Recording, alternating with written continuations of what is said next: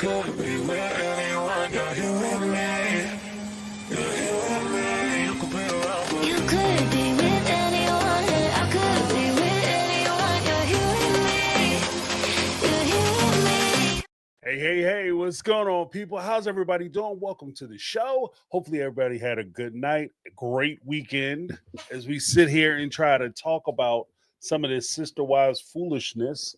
Let me fix this camera because that is crazy. For those of you who are on mobile, I have to center myself a little better. But if you guys can see me, you can hear me, everything is cool. Give me a one in the chat. That lets me know that we're all good, that I'm not sitting here talking to myself, which I have done many times in the past.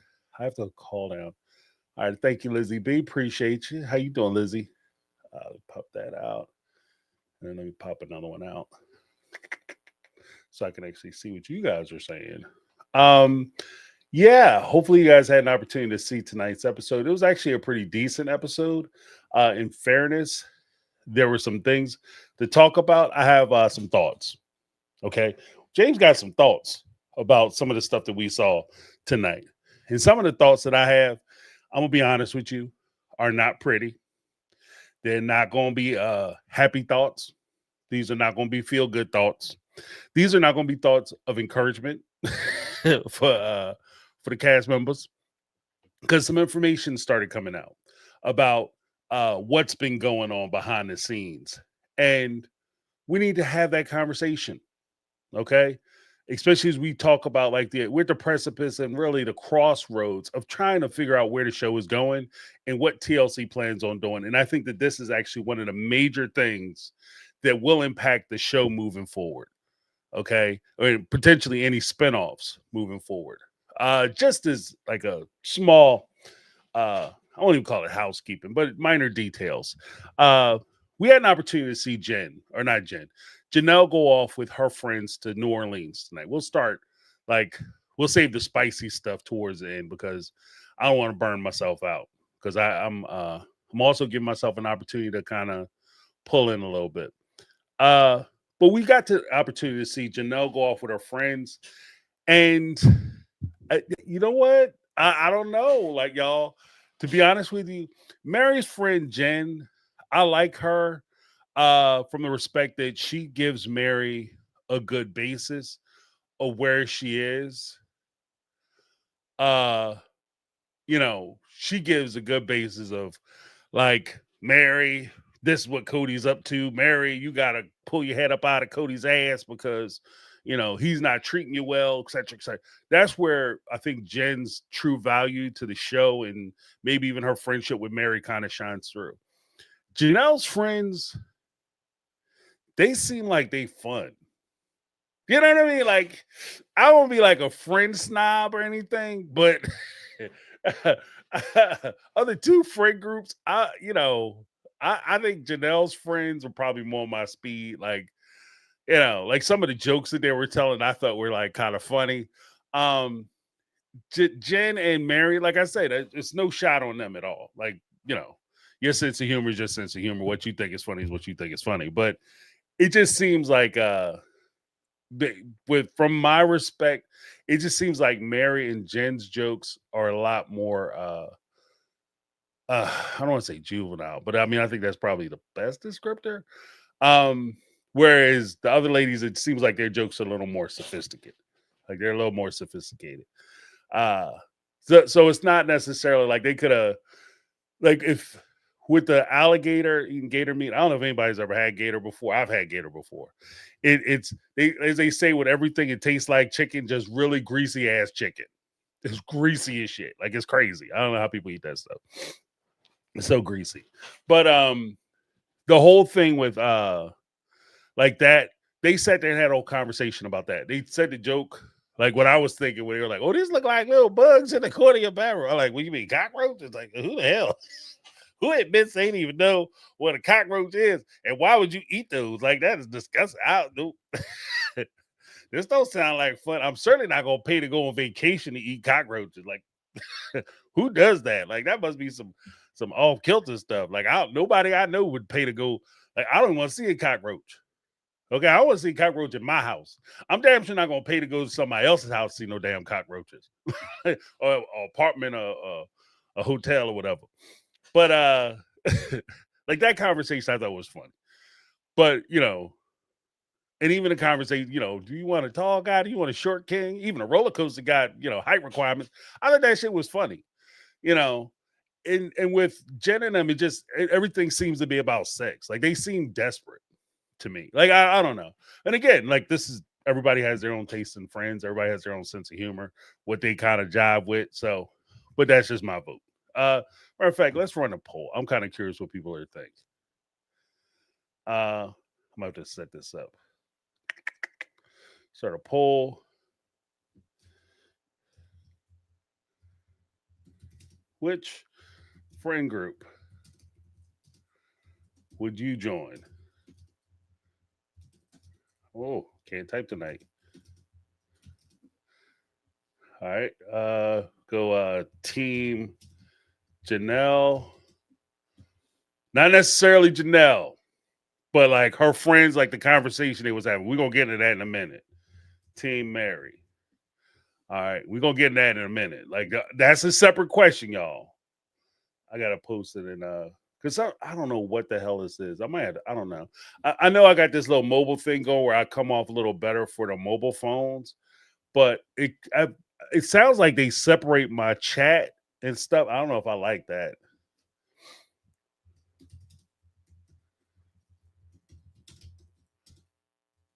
Again, this is not asking would you hang out with Janelle or Mary.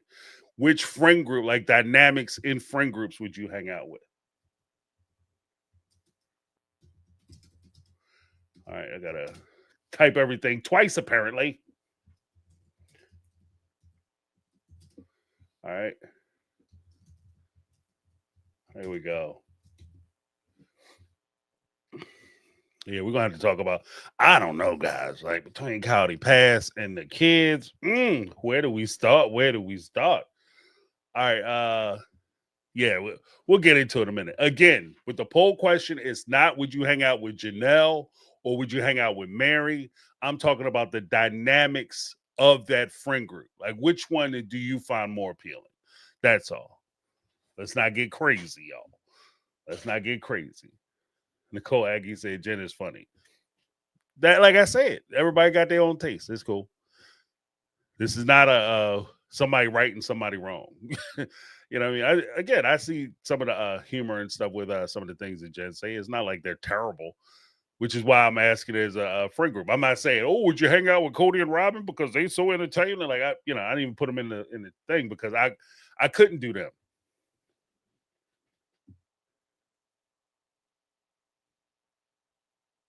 Oh, okay. All right. Thank you, Lizzie. Thank you. Before it was separated. Okay. All right. Awesome. Thank you. Thank you. You're saving the day, Lizzie, because I thought I was gonna have to make some choices. Um, before we get into it, let me I think I saw some super chats come in, and I want to make sure I get everybody. Oh, we got Megatron in the house, $2 super chat. What does Megatron have to say? Janelle, you scallywag. I am here for all the shade. Yeah, we gonna talk about Janelle. We got to. We got to. I look, man. I don't care. I'm gonna be honest with you. I'm gonna be straight up with you. I don't care if you're a character that I like or I've historically preferred. If you do some low down dirty shit, I gotta call it out. I have to call it out. I can't just pretend like I didn't see it and it's all good and it's all gravy.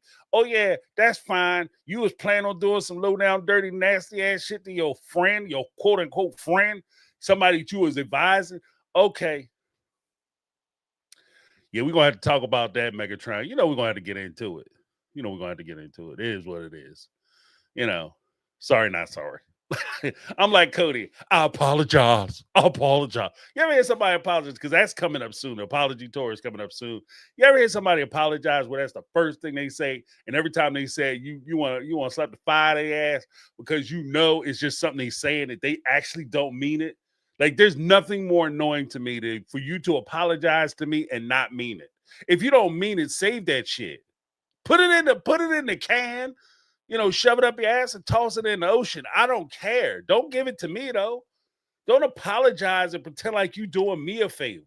These are the words that I need to hear. What I need to hear is a sincere apology. And if you're not actually sorry, then save that shit. And we can hash it out. We just do what we got to do. We do what we do. But when you try to use that apology stuff, all I hear is, I am now manipulating you. I am now manipulating you. I'm sorry, manipulation coming your way.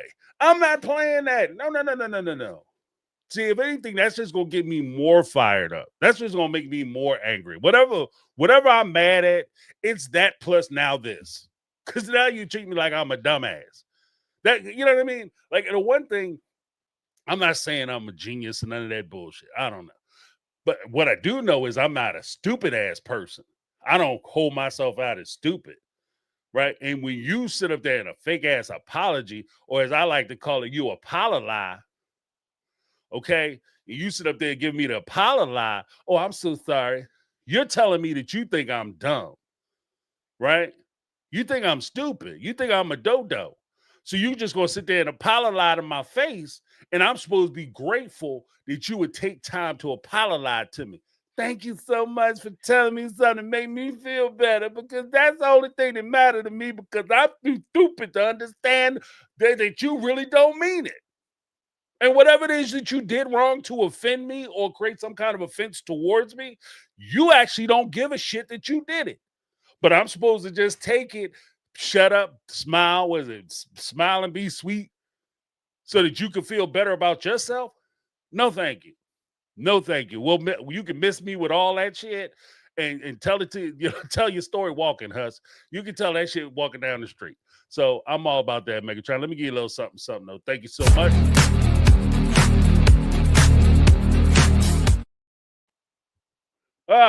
Lizzie B said you didn't give us another option neither. I should have put that in there. I wonder if I can edit the pause. I don't know if I can. No, they won't let me edit. but touche, Lizzie B, touche.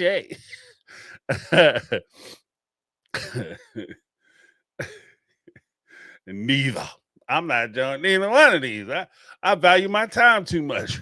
My time and my sanity. All right, here we go with Megatron, $5 super treat. Janelle throwing out, she finna use the county pass money for her new land was epic. And when she added, and I just want to check because and she looked at Cody and Robin. Yeah, I like that shit. I'm here for that shit. I don't like how she tried to play dirty, but I do like that. That was like, oh, that was a yes moment, because when she said that, but Cody and Robin's faces, y'all, they shit got tight. They look like they bit into a lemon now. They look like somebody shoved the lemon up their ass, because they was just, what the, what do you mean you have a life without us? That's the face that they were given. That's the energy I got. What do you mean you have things that you want to do that doesn't involve us, that you've acquired land that I can't take control of? How dare you? How dare you be happy without me? And even a whole, because they steal. You know what I mean? You at that point now, y'all, Cody and Robin at that point now, where if they come over to your house, if you let them in, okay? If they come over to your house, if you let them in. When they get ready to leave, first of all, you don't get left in a room by yourself. At no time are you in the house alone. You are always to be there with somebody. If I got to go to the next room, get up, get off your chair, let's go. We're going into the next room. Okay, when I'm getting ready to leave, I got to go to the bathroom or someplace you can't go. You got to wait on the porch. Okay, you stay at that stage. And then when they leave, you patting them down, checking pockets and purses. Okay, that's where they are right now. That's the energy Janelle was giving them. We checking pockets and purses up in this joint. Okay, now it's either that or we go into the back room and you can strip down. You can give me what's mine and get naked. Like, it's your choice. Like, that's how we doing it, because you guys steal.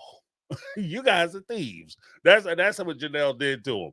And and as much as they struggled, they fought and everything else, That's the part that it bothers me, that we'll get into the whole Cloudy Pass transaction and some of the stuff that Janelle did.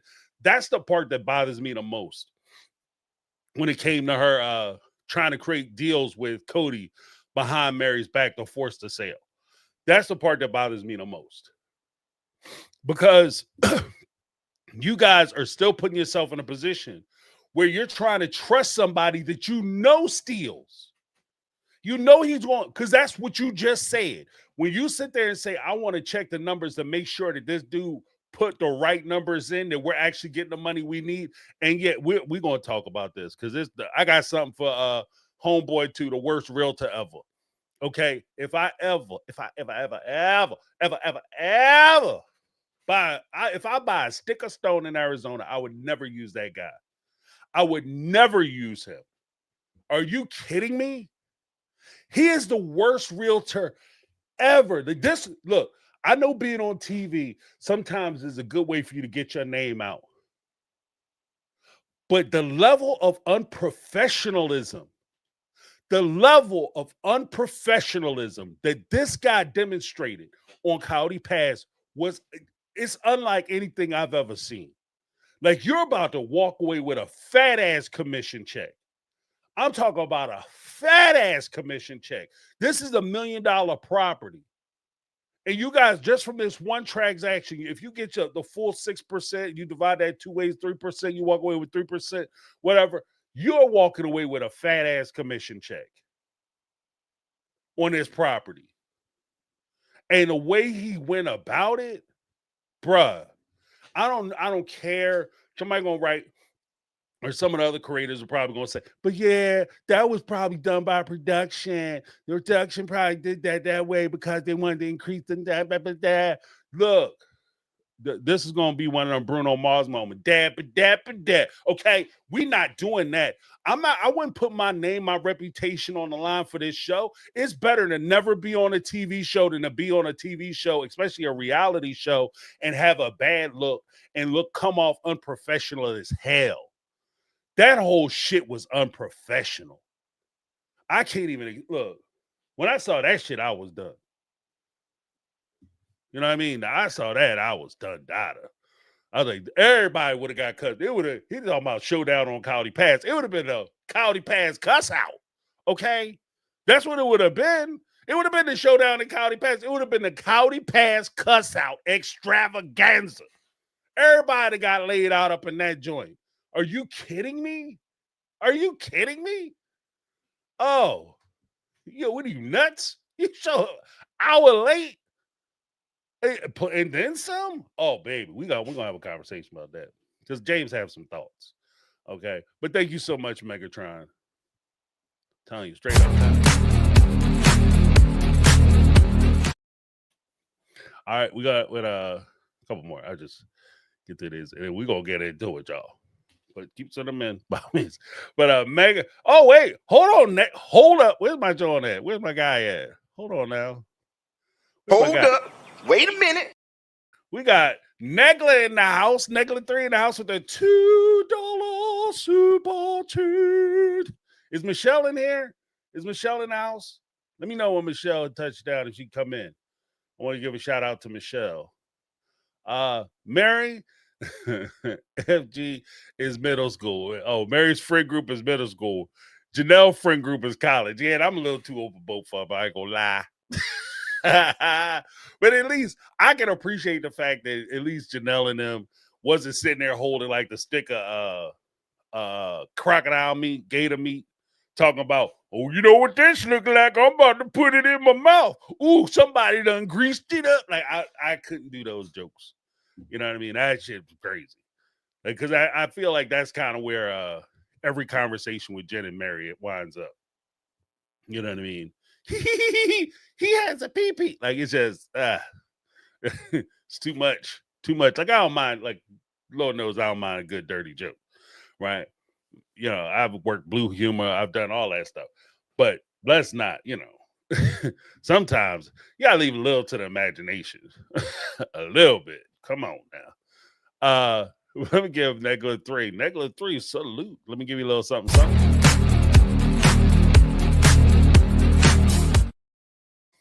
We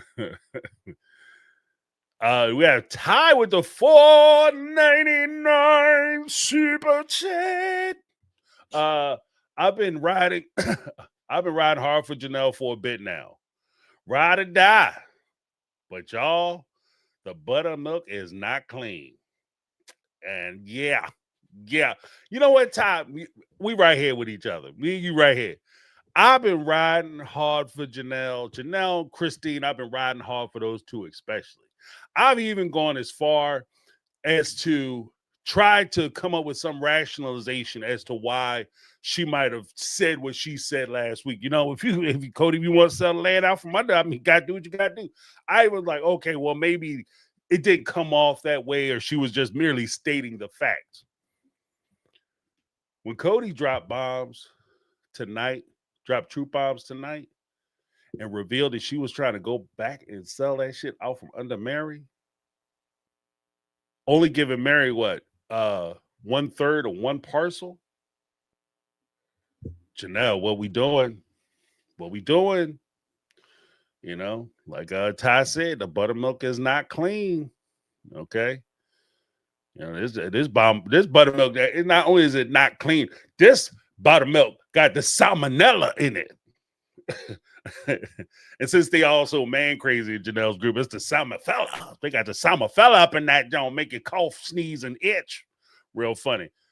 Which also references, for those who don't know, every now and again we get some of the Southern folks who will say something to the effect of, you know, this type of behavior make my ass itch. So I'm just saying, like, this was like, what the shit, Janelle? What are we doing, girlfriend? Yeah, and first of all, let me just tell you like this. If you're going to do some sneaky conniving shit, you're going to do some sneaky conniving stuff, don't ally yourself with the devil. Okay? Because the devil going to do devilish shit. When you ally yourself with a thief is going to steal. And if you hook up with a con man or somebody trying to take advantage of a situation, you can't be surprised when that person tries to take advantage of you. Just, you know, just keeping it all the way above. You can't be, oh my goodness, I can't believe Cody ripped me off too. Because, yeah, he could very well. Here's the thing, Janelle, babykins. Here's the thing. Cody could rip your ass off too. Okay, because last time I checked, you're only on 50% of the two parcels that you're on. You're on 50% or 1/3 of one parcel, and you're on 50% of the other. And those numbers, girlfriend, do not equal up to 25% of the total sale. So while you're sitting there conniving and ready to cheat on Mary, you're about to get done too. Okay? You're about to get done too. Like I said before, you know, Coyote Pass was a drug dealer. Everybody be getting shot in the face up in this joint. Like, this joint be terrible. Maybe I shouldn't have said that. That's probably gonna get me demonetized. Oh, Lord have mercy. Well, yeah, this is going bad. Like, they are messing up. Let me give Ty a little something though. Ty.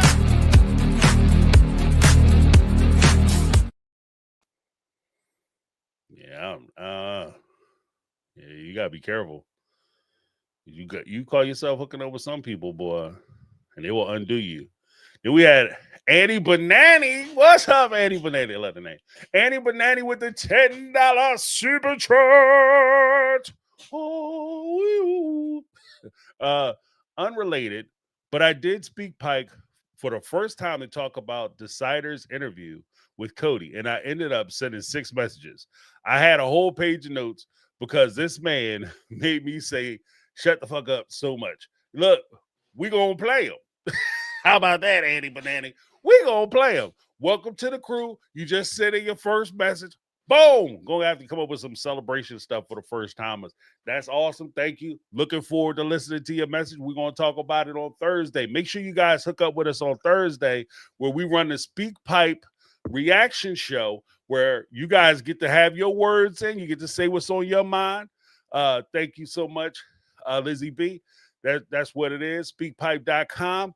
hit that link. I'm also going to link in this video so you guys be able to find it in this video. It'll be at the top of this video if you're looking for it. Thanks, Liz, for that. Elisa, for that note.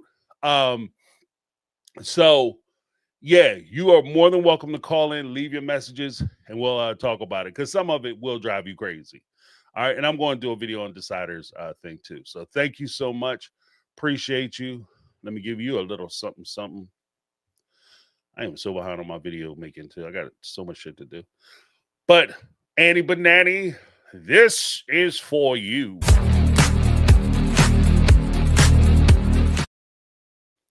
All right, then we had we got Michelle Woods in the house with the $1.99 super chat. I heard my name and came running. Michelle, what's up? How you doing? Hopefully everything is going well. Let's give a shout out to Michelle Woods in the house. All right, let me give Michelle a little something. Thank you for coming in, Michelle.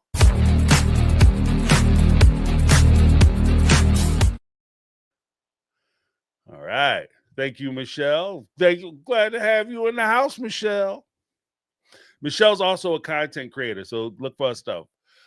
Betty Aldridge with the $5 super chat. Janelle got tired of waiting for them to figure it out. I'd be the same bitch. I need my money. Stop dragging. But the problem is, I would agree with you. But the problem is that Cody was trying, the paperwork that Mary wasn't signing was the NDA paperwork. And this is before he transferred all the titles over. So no, I'm not signing an NDA. I'm not signing to go ahead and sell the land and I can't talk about it. And I only get 1/3 of one parcel of the 4 parcels that we selling. No, hell no. Hell no. Hell no. You gonna wait and we gonna talk about it. Nope. I will not. Nope. I will be in the same boat with Mary on this one. And I'm not I'm like the most interested man on earth. I don't talk a lot about Mary, but when I do, I got something to say. Mary, she did it. She did it the exact way you should do it. I am not signing off on this, hoping that Cody does the right thing. The days of Cody getting the benefit of the doubt have been gone for at least 20 years, as far as Mary is concerned. 20 years is actually being very generous. You know what I mean? Like 2 decades, at least 2 decades plus, this dude hasn't deserved the benefit of the doubt. And there's no way he screwed you on your house sale. He screwed you on why you moved to Arizona. He screwed you to get you to sell your house to move to Arizona. He screwed you as far as you contributed money and only putting you on 1/3 of one parcel of a 4 parcel lot. Like, he doesn't have the credibility for me to sit up there and the trust me, bro shit. No, ma'am. No, ma'am. We are not doing that. We are not doing that. Trust me, bro. I got you. Why would I try to rip Mary off? I would never rip Mary off.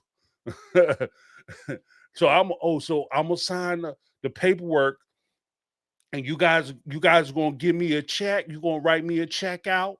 Wrong. We're not doing that shit. Nope. That's what she was waiting for. We'll talk about it, though. We'll talk about it. Thank you so much for the super chat. Betty Aldridge in the house. Got wisdom and grace, y'all. Betty Aldridge coming in with the wisdom and grace.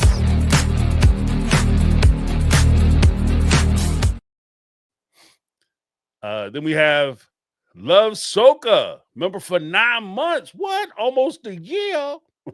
I'm gonna have to come up with some cool thing for my yearly members, like some kind of celebration thing. Janelle's friends all the way. I have never seen her laugh so much or so genuinely. The getter. Look, I'm with you. I've never seen Janelle like that relaxed and quiet as kept. Can I tell y'all a secret? Quiet as kept. She's more natural with these women than she is with Christine. She's more natural with these women than I've ever seen her with Christine. Even when the two of them are getting along, they don't have the same level of connection she does with these women, or at least it doesn't come off that way on screen. Maybe off screen, their chemistry is there. They love each other. I'm not saying they don't care for each other. That's not what I'm saying. Or they not friends. That's not what I'm saying. I'm just saying on screen chemistry, it's there with the friends where it's not really there. It seems strained with Christine. So, I mean, I'm just opening my eyes. I'm just saying, y'all. Just saying. Thank you, Love Soka. Appreciate you.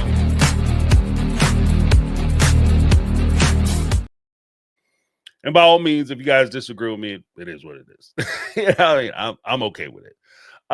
Negla 3 back in the house with the $2 super chat. Negla 3 coming through. Just when y'all thought she was gone, Negla be popping back up on your ass. You know what I mean? Negla be like, here I am. And I know Negla, there's a few folks in here I know y'all don't play with y'all money. Negla 3 is one of them folks. I know she would be, look. I'm like, Negla, these fools, they trying to get me for like 200 stacks. Negla like, well, what we doing here? Let's get the car keys, go talk to them. We gonna ride out. Do we just need to meet with them? Grab them shovels. Janelle, dig 2 ditches. Old said, yeah. When you try to get revenge, dig 2 ditches. And snitches get ditches too. So, you know, a lot of ditch work going on. Just saying. Well, I would say that Janelle kind of ended up in a ditch because she definitely crashed out. Okay. She crashed out hard. This was not a good look for Janelle. This episode was not this was not Janelle's episode. Okay. This is actually one of those episodes that's going to go down in history as like one of the bad ones. All right. But let me give Negla 3 a little something.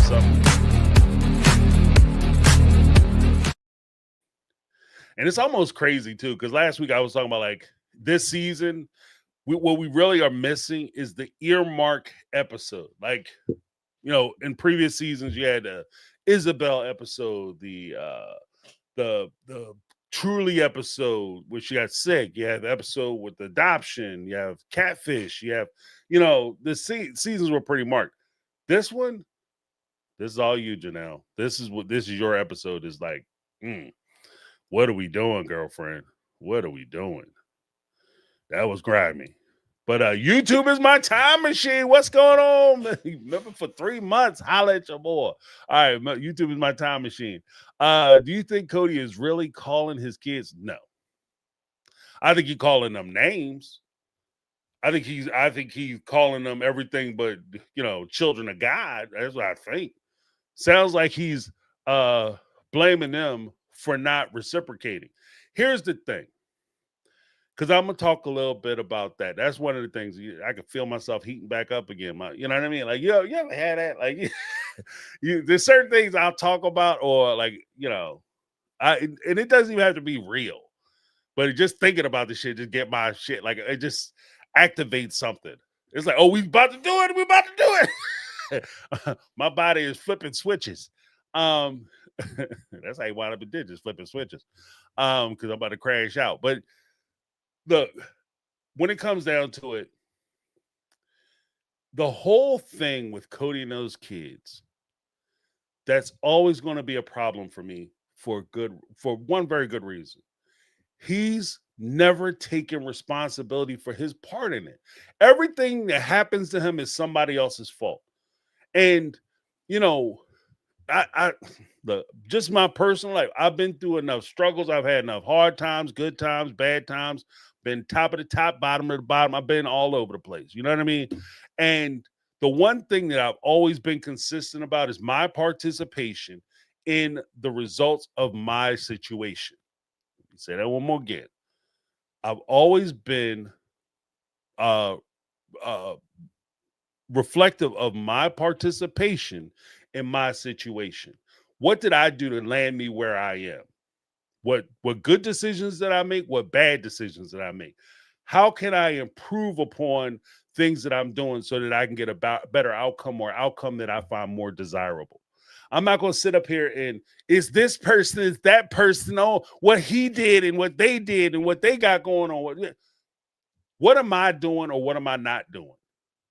right? Now we could, like, of course, there's outside forces and influences and reasons why you might not succeed or you fail or you can't participate or whatever the case may be. Sure, that exists. And there's some things that you can't do anything about. And those things I try not to worry about and try to worry about the things I can do something about. But in order for me to do what I need to do about the things that I can do something about, I have to recognize where I'm at fault, where I'm culpable. What have I done, good or bad? If I don't have a relationship with somebody, I'll sit back and I'll say, okay, you know what? That person's an asshole. And I have somebody I'm thinking about right this moment. That person's an asshole, right? And is there anything I can do to get a different outcome with that person? Is there anything I could have done to get a different outcome with that person? The person I'm thinking about, no, there's nothing I could have done, right? There's some people in your life that there's nothing you're going to be able to do to fix shit. But in this situation with Cody and his kids, I've watched for a long time on this show. And Cody can say, well, you don't see all of our lives. You're right, I don't. But I've seen on this show for a long time, the kids will say shit, but you can see in their eyes that they didn't mean half the shit they were saying about you. That they actually wanted to have a relationship with you. They were begging you for a relationship. I remember before Christine left your ass and packed your raggedy ass shit up and put it in her garage, you had your two sons, one of whom is no longer with us, begging you on the side of County Pass to spend time with them. They were begging you for a relationship. They apologized for the things that they said about Robin, knowing full well that Robin was all in that shit up to her fucking neck as to why you weren't dealing with them or talking to them. But they were willing to let that go. They were willing to put aside reality. They were willing to suspend reality so they could have a relationship with you. But you took that, you saw their hand outstretched, you spit in their hand and you slapped them in the face. And now, because it doesn't benefit you and because you look bad, let's be very clear. I'm about to get heat. I can feel it. I can feel it. Yes, I feel it. Yes, affirmative. I feel it. Because you look bad, not because you feel bad or this is a relationship you want, because you look bad. You realize that in your whole, I'm trying to seek redemption and have my redemption arc so that the fans will start loving me.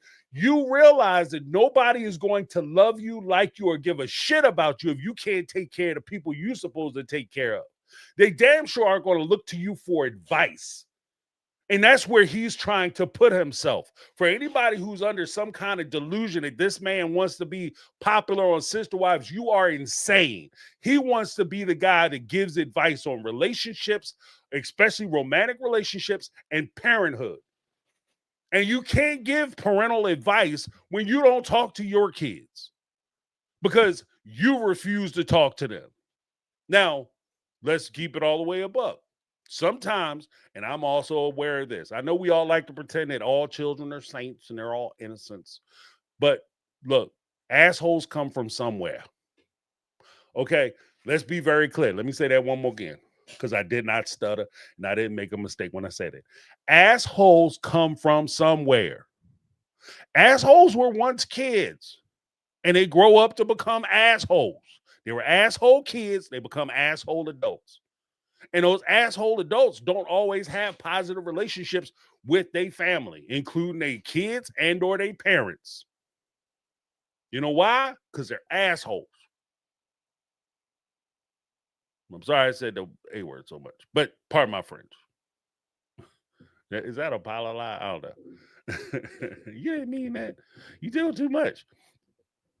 If you're offended, don't be offended, because I'm just calling it like it is. But they come from somewhere. So in some cases, you can't build a relationship with those kids because they are who they are. They're relationship adverse. That's not the case that Cody has, though. That's not his situation. It's not his situation. When you look at these kids, like, usually assholes can't maintain a friendship longer than a year, 2 years. Like, you know, When they get 2 years, hot, heavy, this my friend, this my sister, my brother from another mother, my sister from another mister. You catch up with them 2 years later. What happened to your sister from another? Oh, you mean that ass? That slacker, that scallywag, skip, scop, scallywag? I don't deal with them. They trash. What? What happened?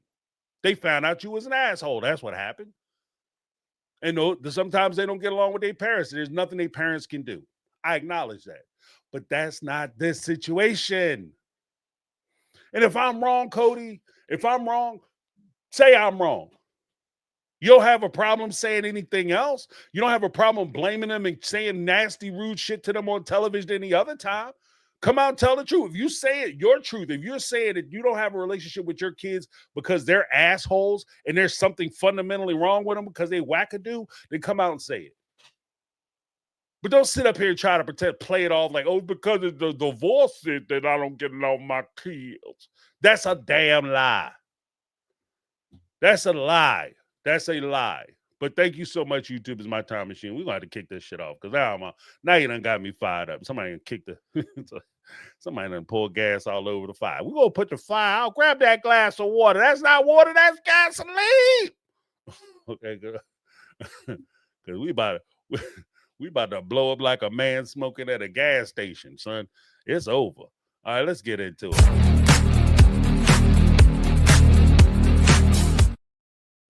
Before we do, I feel like one of my reality shows, like in my hand, I have the people who will continue their life's journey and have their lives changed. And then I have, if you're not in my hands, you will go home and wash dishes at Denny's. And I will tell you what it is. After this commercial break. I hate that shit. Well, I'll be so mad. And why are you talking all slow? They bumped their head or something? What's going on? All right, here's the result so far. I'm going to leave this open for the whole night because I'm curious about it. Which friend group would you join? In one, we have 43 votes. 72% of you said Team Janelle. Of course, 28% of you said Team Mary. Then, of course, we have the other poll, which I don't know why they separate them. But we have 171 views. Make sure you guys hit the like button, too. Which friend group would you join? 26% said Team Mary. And of course, 74% said Team Janelle. And again, this isn't necessarily reflective of Mary or Janelle. It's just talking about the friend group. Okay. And what would be more their speed. But we'll lock that in. Thank you so much. And we'll keep the polls open. So you guys have an opportunity to go ahead and give your thoughts on the poll. All right. But we have one more come in. It was Negla 3. With the $2 super chat, said, we don't need no water. Let that mother burn, mother, burn. Some of y'all don't even know what I'm talking about. That's a song. The roof is on fire. We don't need no water. Let that mother burn, mother, burn. Like, it was a good song. When they put that song on back in the day, that's when you got there cutting the rug. That's when you start getting low with it. That's when the party get hype. You know what I mean? There's a couple songs like that, boy, back in the day. You know, these young folks don't know nothing about them. Some classics. They put that on. They ran that. I don't think I've ever been to a party. Yeah, I mean, obviously I have, but especially young, I don't, couple songs just turn the whole party out. That was one of them. You get turned up to that. That's a whole vibe. That's when you get lit. They kick that off. The party is on fire. But thank you so much, Negla.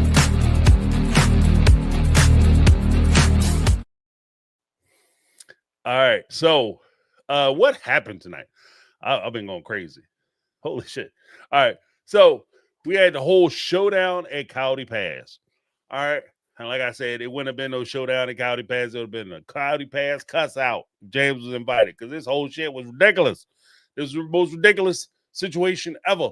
All right. Mary and Janelle, they want to wait an hour. This is the first part. Like, they open the show. They talk about how Mary and Janelle showed up, and they waited for an hour for Cody and Robin to show up. The most disrespectful shit ever. Especially if I had to get myself to the airport, get on a plane, fly across the country, right? Fly across the country or drive days and days and days from North Carolina to Arizona, get a hotel room, meals, all that, so I could get out there and I'm out there on time and I could see your house from where I'm standing and you show up an hour late, Cowdy Pass cuss out. Cowdy Pass cuss out. Then when Cody and Robin eventually do show up, they show up and they're complaining that nobody hopped out their car and come running up to their shit and start, oh, Cody and Robin, come give me a hug and a kiss. Cody and Robin, they finally come. Yeah, Cody and Robin, come here. Woo, Cody and Robin. Are you crazy? An hour late, Cowdy Pass cuss out. Cowdy Pass cuss out. Oh, you look, I'm not getting out of the car because if I get out of the car, I'm gonna say some jacked up shit to you. So I'm gonna sit my happy ass in the car and keep my mouth closed. It's good we have distance. And about, you sent your 2,000-ton terror, I sent my 2,000-ton terror, and we just keep it separated. Offspring circa 1990s. Okay, we're gonna keep it separated. That's what we're gonna do. Again, this is not the showdown in Cowdy Pass, it's the Cowdy Pass cuss out. Right? Robin, sit there talking about, I hoped everyone would get out and would say hello. But Mary and Janelle stayed in their cars. Here's my thing, Robin. You didn't get out your shit. If you were so excited to see them and wanted this big reunion on Cowdy Pass, why didn't you get out the car yourself? Why didn't you hoist your fat ass out of the car and then waddle your ass over to the car and start knocking on windows? If you're so interested in doing that. Are you serious right now? That shit is nuts. Oh, I was hoping they would all be out there just kissing my ass because I showed up and I'm feeling sensitive. Are you well? Are you well? Are you sitting in your car popping pills out of a Tic Tac dispenser, you lunatic? Are you insane? Oh, I thought they would be out there waiting. Again, Cowdy Pass cuss out. This look, Robin, stay your crazy ass in the car. This chick is nuttier than a squirrel shit pie. I'm telling you. She is nuts and squirrel shit. Oh, I don't know why I didn't get out of the car. You didn't get out of the car either. I'm following your lead. And what bothers me with the whole thing, with that's a demonstration of both Cody and Robin, because Cody said the same dumb shit. That's an example of these two lunatics thinking that they the stars in their own little soap opera. They think they the stars. Everybody else is an NPC. Everybody else is just supporting cast for their feature film. Their life is a feature film. These people are just day players. They just showing up for the day, basically doing background work. Okay, we're going to come out here. We're going to be sympathetic. We're going to tell our stories about how we love Cowdy Pass.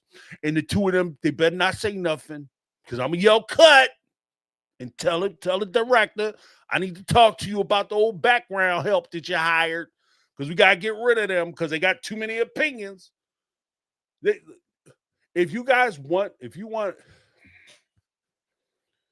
there's a thing. It says, be the change. I love that saying. Be the change. Be the change that you want to see in other people. If you want people to be a certain way, be that thing. Be that thing. If you want people to be friendly, be friendly. You want me to be friendly to you? I go somewhere. And again, this is me saying that I take control of my life. I take control of my circumstances and situations. I take control of my stuff. So when I step in a situation like this, and I want people to treat me a certain way, I treat them the same way. If I want people to treat me with respect, I treat them with respect. And I expect you to treat me with the same level of dignity and respect that I'm issuing to you. I expect you to reciprocate that. So if I walk up, I can be friendly all day. I've literally had conversations with people who I know hate me as a human being. And I'm not being verbose. I'm not being, oh, he just saying that. No, I know for a fact they despise the fact that I exist, and I can sit down and have a conversation with that person.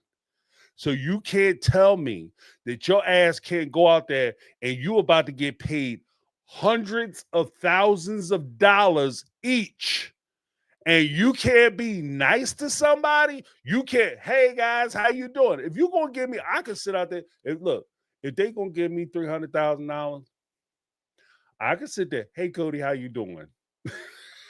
Cody, how are you? You understand what I mean? That doesn't even cost me that. I would do that if I had Cody come on my show. I'm not gonna just, Cody, you some bitch.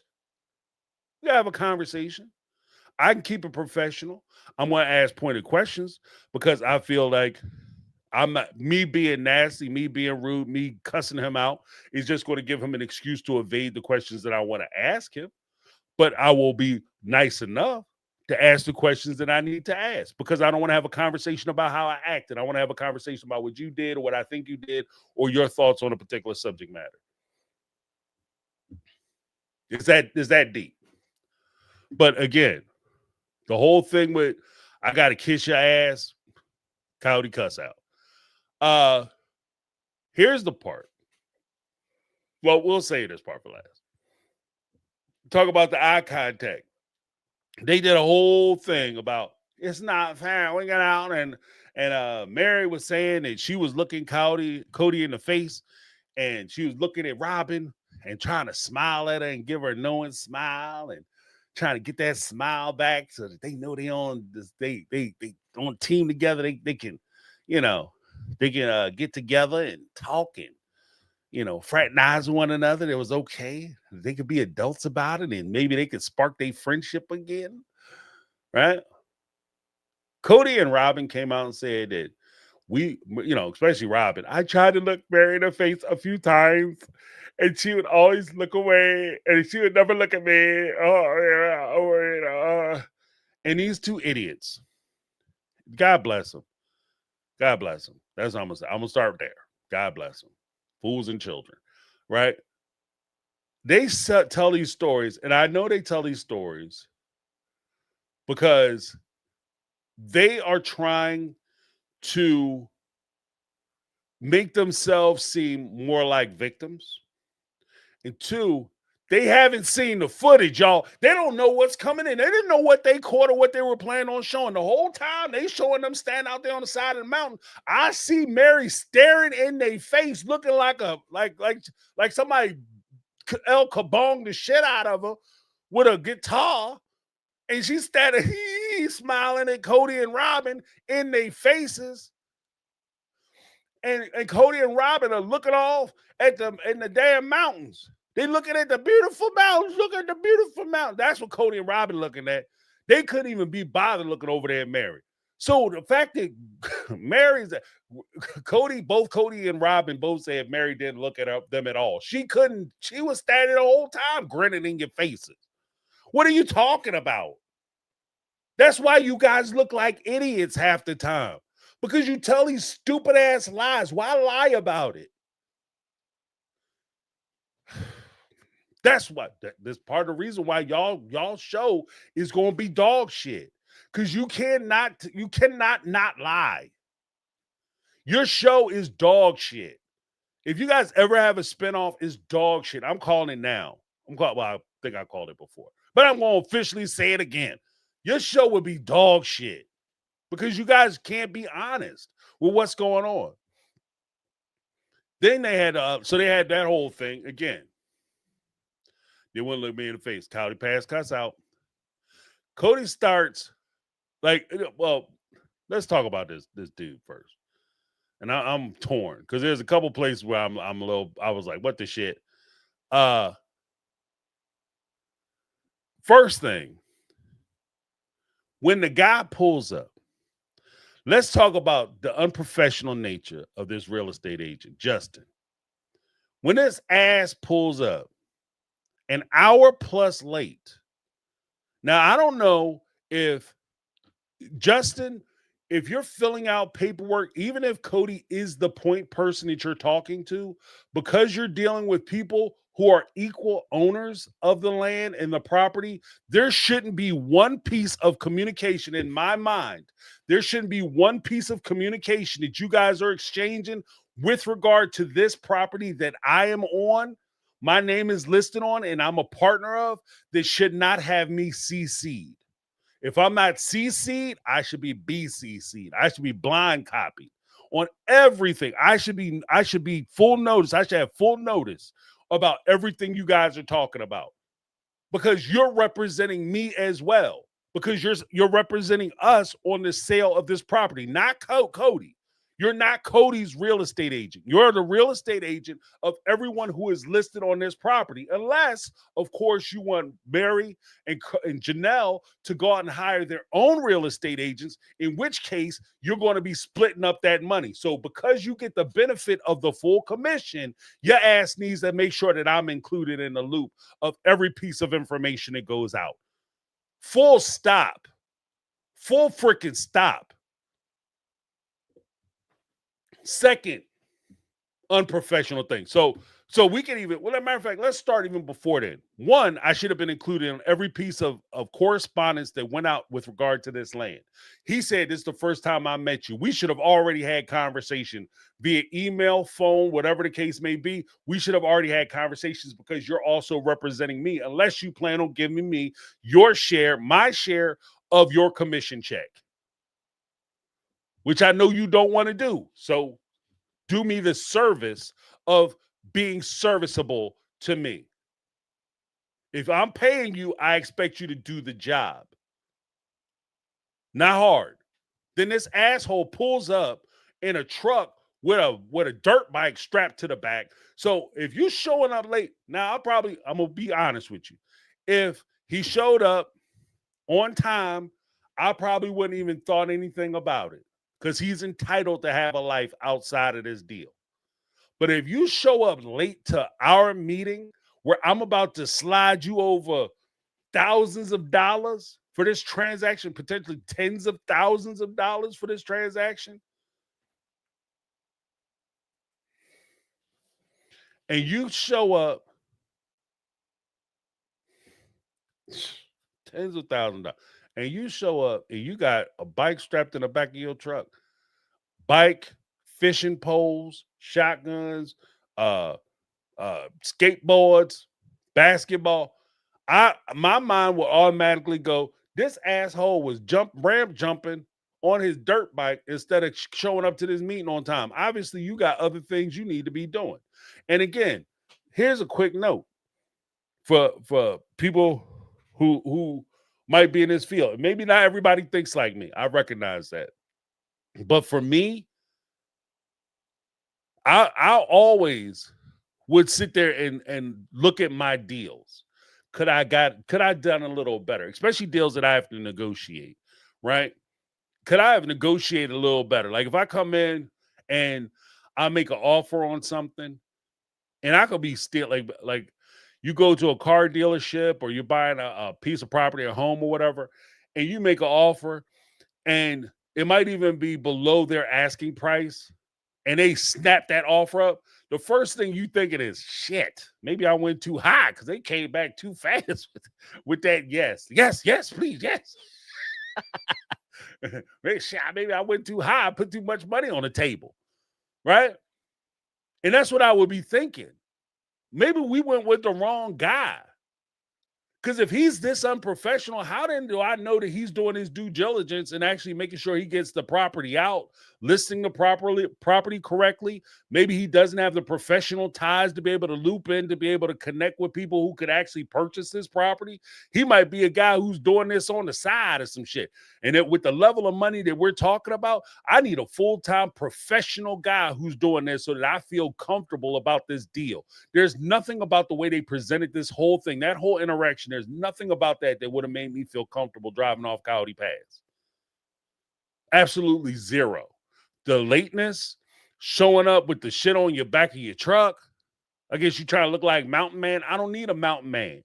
The fact that he shook everybody's hands wearing gloves. You can't even shake my hand. If you don't want to shake my hand, don't shake my hand. But you're going to shake my hand with a glove on? Disrespectful. It is these little things that make all the difference in the world, especially when you talk about the level of money we talk about. Again, this isn't the thing at Coyote Pass. This is the Coyote Pass cuss out. Showdown at the Coyote Pass. This is Coyote Pass cuss out.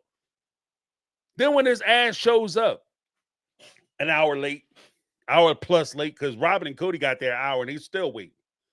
So he's more than an hour late. He shows up, hops out of his truck, trying to look like Mountain Man, walks over to Cody and Robin's truck, hugs on Cody, stands there and have a conversation with Cody, talking about dumb shit.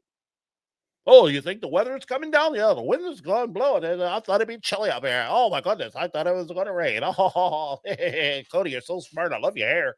What hair products are you using, Cody? That's amazing. Oh, my goodness. Can't even really see the bald spot. Wow, it's incredible. Right? They're having those kind of conversations.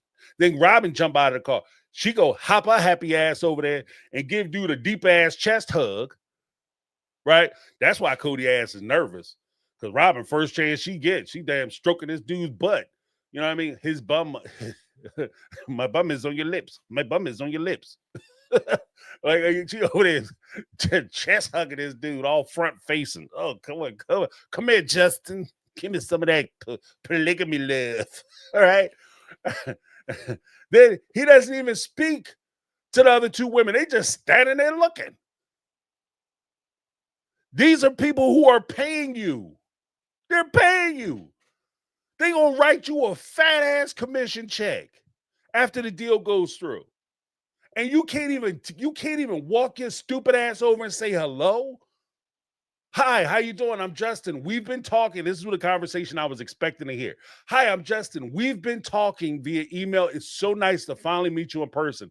It's nice to put the face to the voice, because I've been hearing you over the course of us trying to work this deal, and I'm so happy to finally meet you. How are you today? Great. How was your trip down? Was it okay? Mary, it's nice to meet you as well. What's going on? Thank you for coming out. I appreciate you guys for showing up. Things like that, the little touch things that make you feel like, okay, yeah, I'm making the right choice, right? None of that. He walked over like they two strangers, like they just hanging out on the lane, like he about to ask him to leave. And then what trips me out is you flew me all this way. And I know this is part of his production, because this is El Stupido. You flew me all the way down here for this shit. Because he showed Janelle a piece of paper. Janelle does ask the question like Negla said, or Megatron. Oh, who said it? Oh, I'm all confused. Got my two riders in there.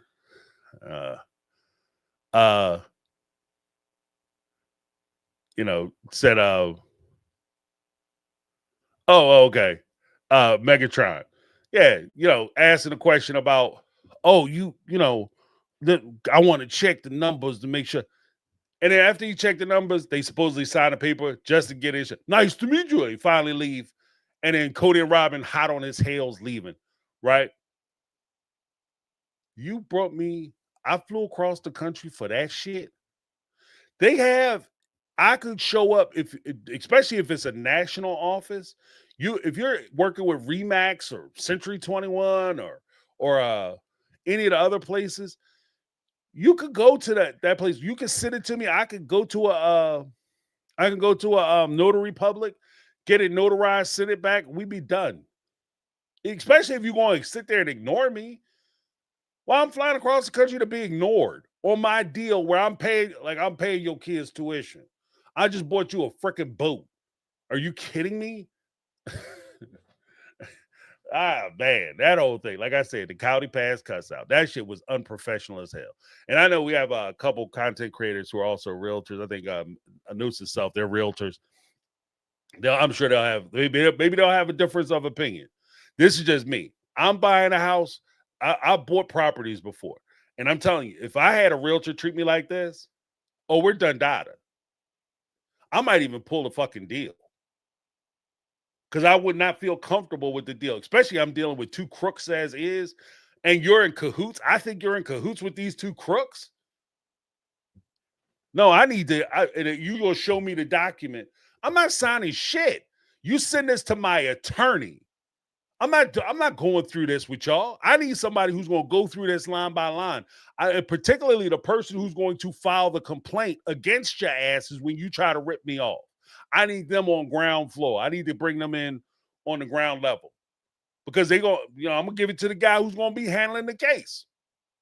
So you might not know my name, but you're going to know his name or her name. You know what I mean?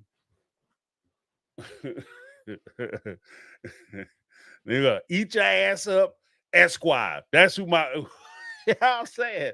Take them all and how. You know what I mean? That partnership, that's who I'm going with. Getting all my money.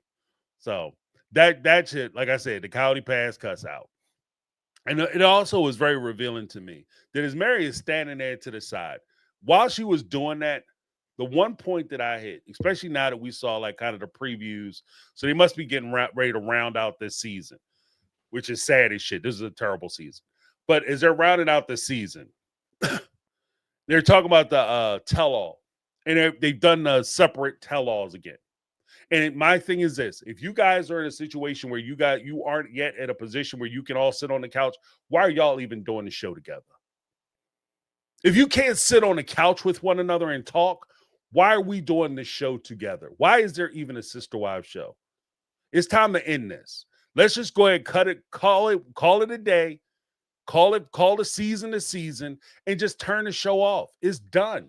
If they can't sit on the couch, because now they absolutely have zero reason to have any conversations. I don't give a fuck. Like, even when Christine was talking about County Pass, I don't care what Christine thinks about County Pass. I mean, I respect the fact that she didn't want to be involved with the dumb shit on County Pass. So she's thankful. I don't care how much money they make. I'm glad I'm done with it and I was finished with it and I don't have nothing to do with it. I respect that, but I don't really care what she thinks about it because she's not involved. Like same. I don't care what Cody thinks about her relationship. At this point, I don't really care what the OG3 think about Robin and Cody's relationship because it ain't got nothing to do with y'all. It's none of your business, right? At this point, like, I talk about it because it's on TV. But if you guys are trying to have a functional relationship with these people, then you're not being served sitting there, having these conversations and pretending like you're going back and forth and commenting on these people's situations. And what I did think about when I was sitting there watching Mary sitting there trying to get their attention and smile at them and, hey, guys, here I am. And I watched that. This is why they can't do a tell-all.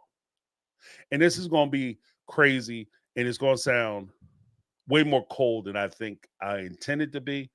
But like I said, I just call it like I see it. And maybe I'm just, I'm at that point. But these women aren't strong enough to do a tell-all. I'm going to say it one more time. The way they're presenting themselves, they just don't come off strong enough to do a tell-all. Because Mary and Janelle standing on County Pass, and Christine, I don't know, she's kind of she's a little bit of a wild card because she has David. But Mary and Janelle standing on County Pass, not saying shit, letting Cody do all the talking. And especially being as though Justin pulls up, realtor Justin pulls up, faker Justin, he pulls up and he gets out of the car talking to Cody. I'd have been all up in Justin's face, especially if this is the first time I'm talking to him. Before I sign anything, I need to feel comfortable with the deal. So, yeah, I got questions. Justin, we need to talk. Hey, buddy, come on over here. We need to have a conversation. Cody, you can stay your ass over there. You guys talked enough. I need to get some information from Justin. Or if Cody want to be involved, that's fine. But I'm still gonna ask my shit. And I'm gonna say my shit. I'm gonna speak my piece. I don't gotta sit here and talk shit about Cody, but at the same time, I need to be sure that this deal is working the way I need it to work. And if the deal ain't working the way I need it to work, there's no deal. Right?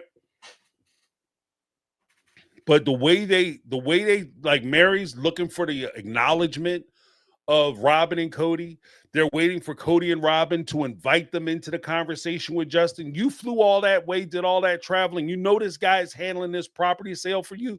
You have just as much right to go over there and have the conversation with him and talk to him as Cody and Robin do. Cody is not your flagship person. He is not representing your best interest. In fact, if anything, he's the antithesis of your representation. He's representing his best interest. Cody ain't there for you. Cody is there for Cody. And it is jacked up to me to think that we're watching these women stand there and they're not ready. They are not ready. I know we're all calling for them to all sit on the couch together, but they aren't ready. Because you saw them, they had a big tall glass and shut the fuck up when they were standing out there talking to Cody and Robin was standing there. They nobody had nothing to say. Everybody got all kinds of slick shit to say when they're on the confessional couch behind their back. But that energy is all gone when they standing there in their face. Because I'm going to tell you right now, let me go on record right now. And I'm saying this, if I ever get blessed with some good money and I'm out there making $1 million deals on the side of the mountain, I'm going to tell you right now,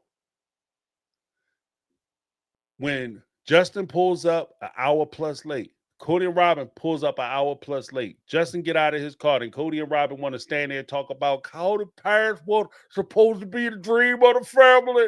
I came out here with my family, and the pond was full. Everybody stripped off their clothes. They jumped into the poop pond, and we all swam together. I came up. I had something in my hand, and my teeth was all brown. Story over. Because the time to tell that little bullshit story was an hour ago. That was the pleasant time. That was the time when we could stand out here and commiserate and talk dumb shit. That was an hour ago. We on my time. This business time.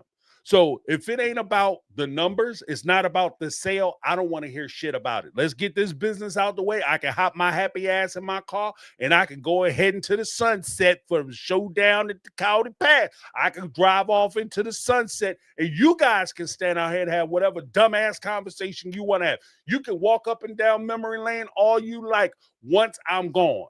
But right now, we need to talk about this business. And that's part of the problem, too, because there's too much of the niceties and dumb shit when it comes to their business. That's why their business never get taken care of. That's why their business don't get done. Because they're always standing out having these polite-ass conversations and trying to be friendly and trying to make sure, I don't want to say too much because I don't want things to go wrong. I don't want to get him to get in his mind and he's going to screw me over. He already trying to screw you over. That's like you guys get into a fist fight. I was always told when I was a young person, me and my brother, we had a thing. We're like, if you fighting somebody, you fighting them. There are no rules in a fight. You fighting them, you fighting them. Because if you guys can make and agree upon rules, then you could probably agree on a lot of shit. Okay, there's no reason for you guys to be fighting because there's room for negotiation and diplomacy at that point. Fighting, wars happen because diplomacy fails. So we can't agree on shit, and we're going to get, it is what it is, right? Because diplomacy failed.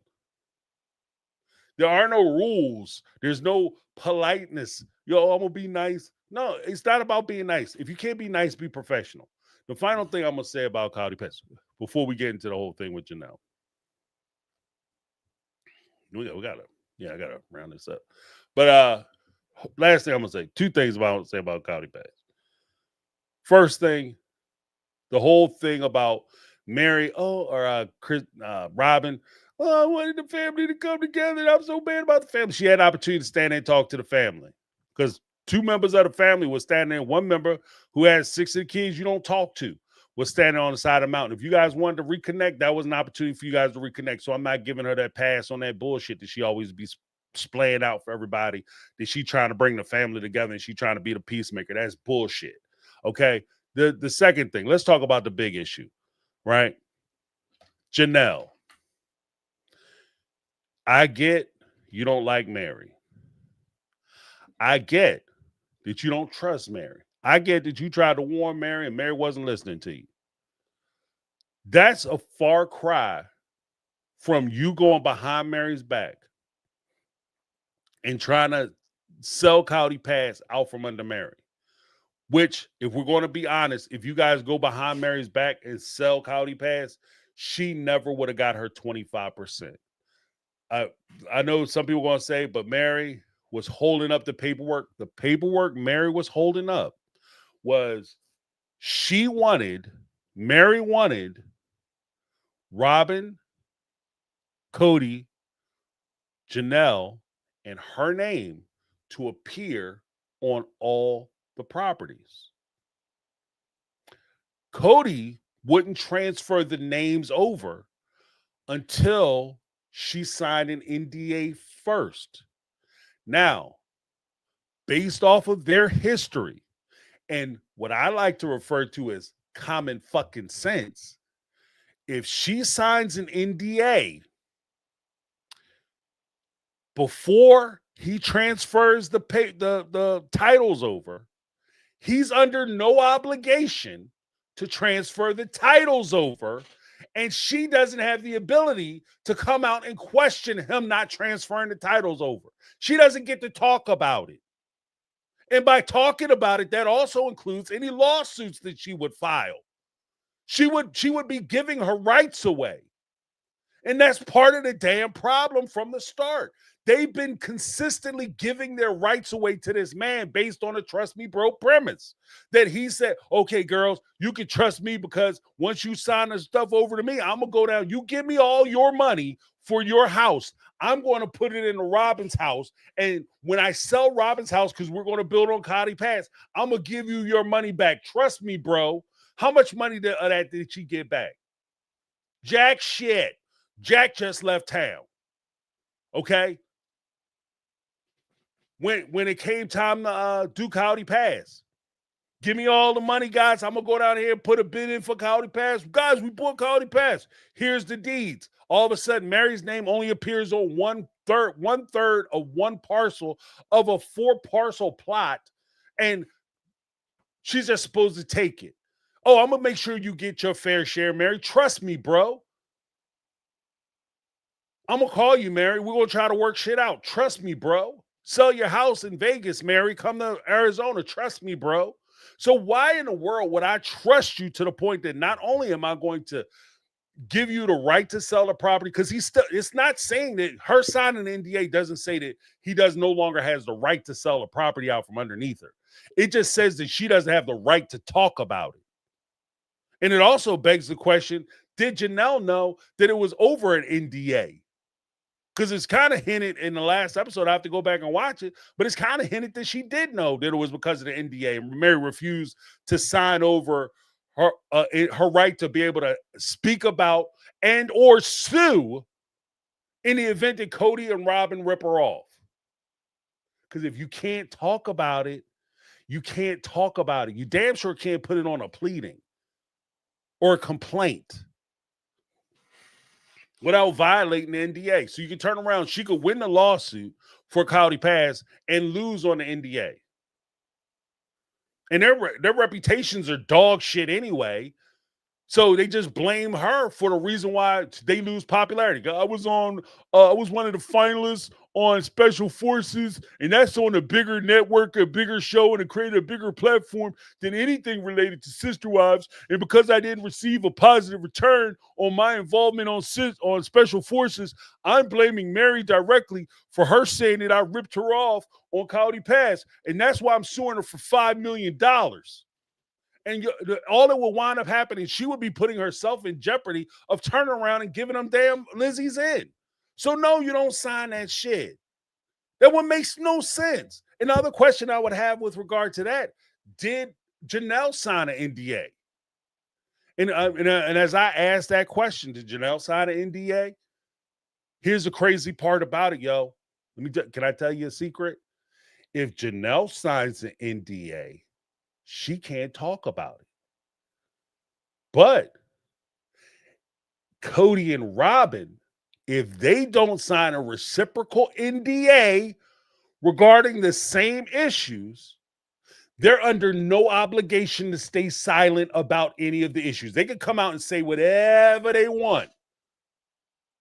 And we can sit here and talk, oh, that's not fair. It's not right. It's not fair because Cody and Robin are coming out telling lies on Janelle and Mary. It's not fair. That's not what happened. They got their own things. And Maddie gets to come out and be like, that's not the real story. But she has to be careful about what she says because then that could violate the NDA because if she knows too much, then obviously her mom told her because Cody and Robin didn't tell her. Then that means if Janelle violated the NDA, and she could get Janelle sued. So they got to be quiet about everything. And Cody and Robin are thereby given the permission and the ability to draft whatever narrative they choose to. Isn't that amazing how that works? So yeah, abso-fucking-lutely. Mary was 100% right. Don't sign that NDA. You damn sure don't sign the NDA before the deal is done.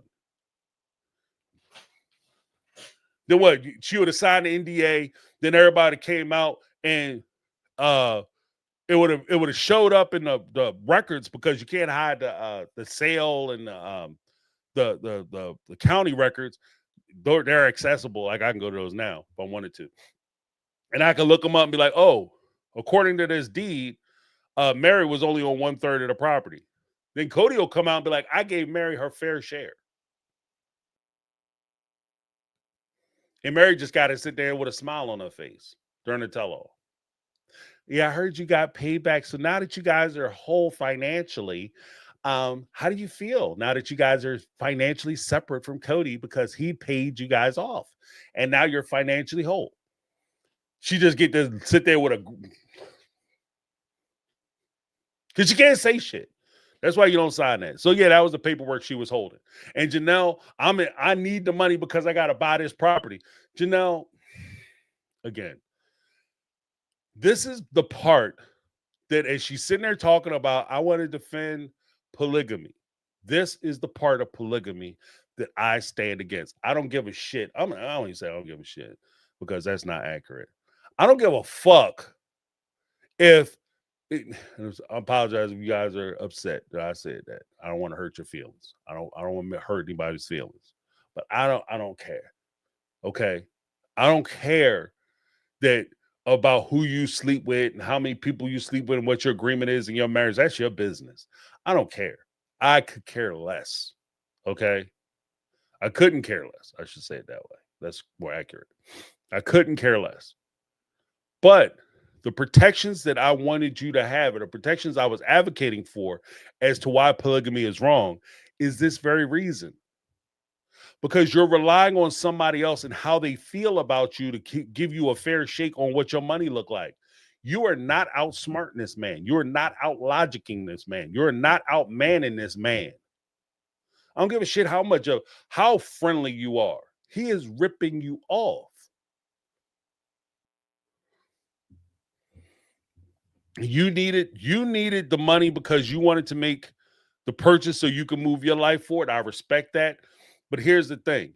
The reason why you're in the situation that you're in is because of the decisions and choices you made in the past. This is what you call consequences. Because you're involved in this type of marriage, these are the consequences of you being involved in this kind of marriage. And it doesn't make it okay. Like, I like Janelle as far as one of the characters, but this definitely shows, again, this is one of the things I was talking about with these potential spinoffs. You're going to start seeing a lot of these types of flaws. And my question to the fan base is, are you guys ready? Because there's been, even on this channel, there's been a strong thing where if you criticize Christine, Mary, or Janelle, you got people coming at your neck, son. Oh, you can't talk about them. I remember I did a video about Christine or something. I said something about Christine. They're, oh, you can't say that because she's fighting. You helping Cody because he could use your video in court. First of all, he can't use my video in court. He'd be a fool. If your lawyer bring my video into court and hit play on that shit, and the judge allows it, one, but two, your lawyer thinks it's a good idea, you should fire his ass. And I'm saying this about me, right? But as soon as I criticize it, then all of a sudden, I had people coming for me. Y'all about to find out a very, very real truth about dealing with famous people. I've been blessed and fortunate. I worked with some very famous people historically.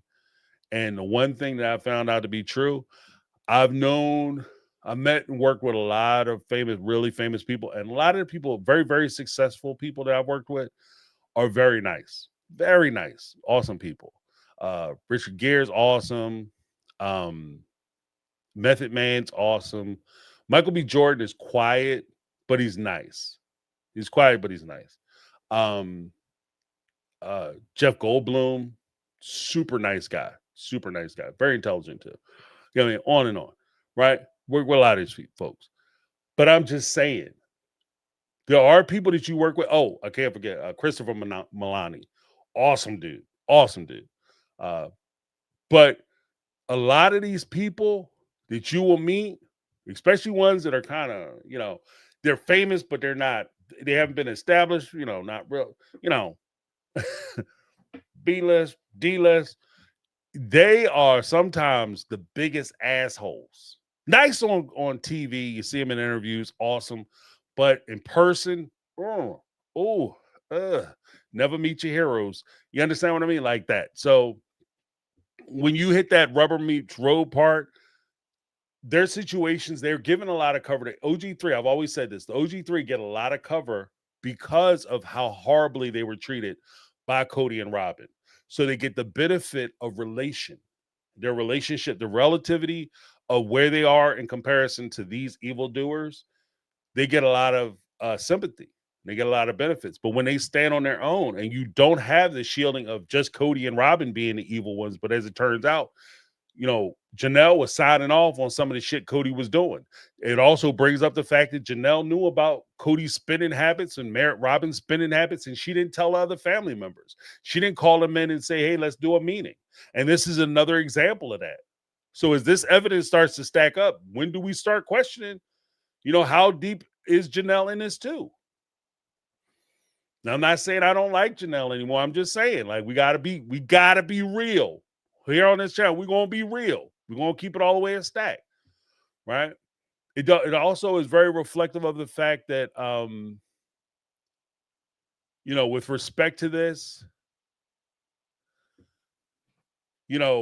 this is an example of what I was talking about. Robin came into the family. She took advantage of the family. She was looking out for herself, looking out for her kids, and she was getting as much as she could personally out of the family. This is an example of this being part of the family culture because like same, I think Janelle and Christine Mary were already on that program. It's just that when Robin came in, she had Cody's ear. She had Cody's adoration. She had Cody's favor. So she was able to capitalize on it much more. Far more significantly than other wives. But it's not saying that if they were in the same situation, they too wouldn't capitalize off of it. We kind of built up this thing where we think that the OG3 have always looked out for the family and looked out for each other. But what Janelle demonstrated is that that's not the case.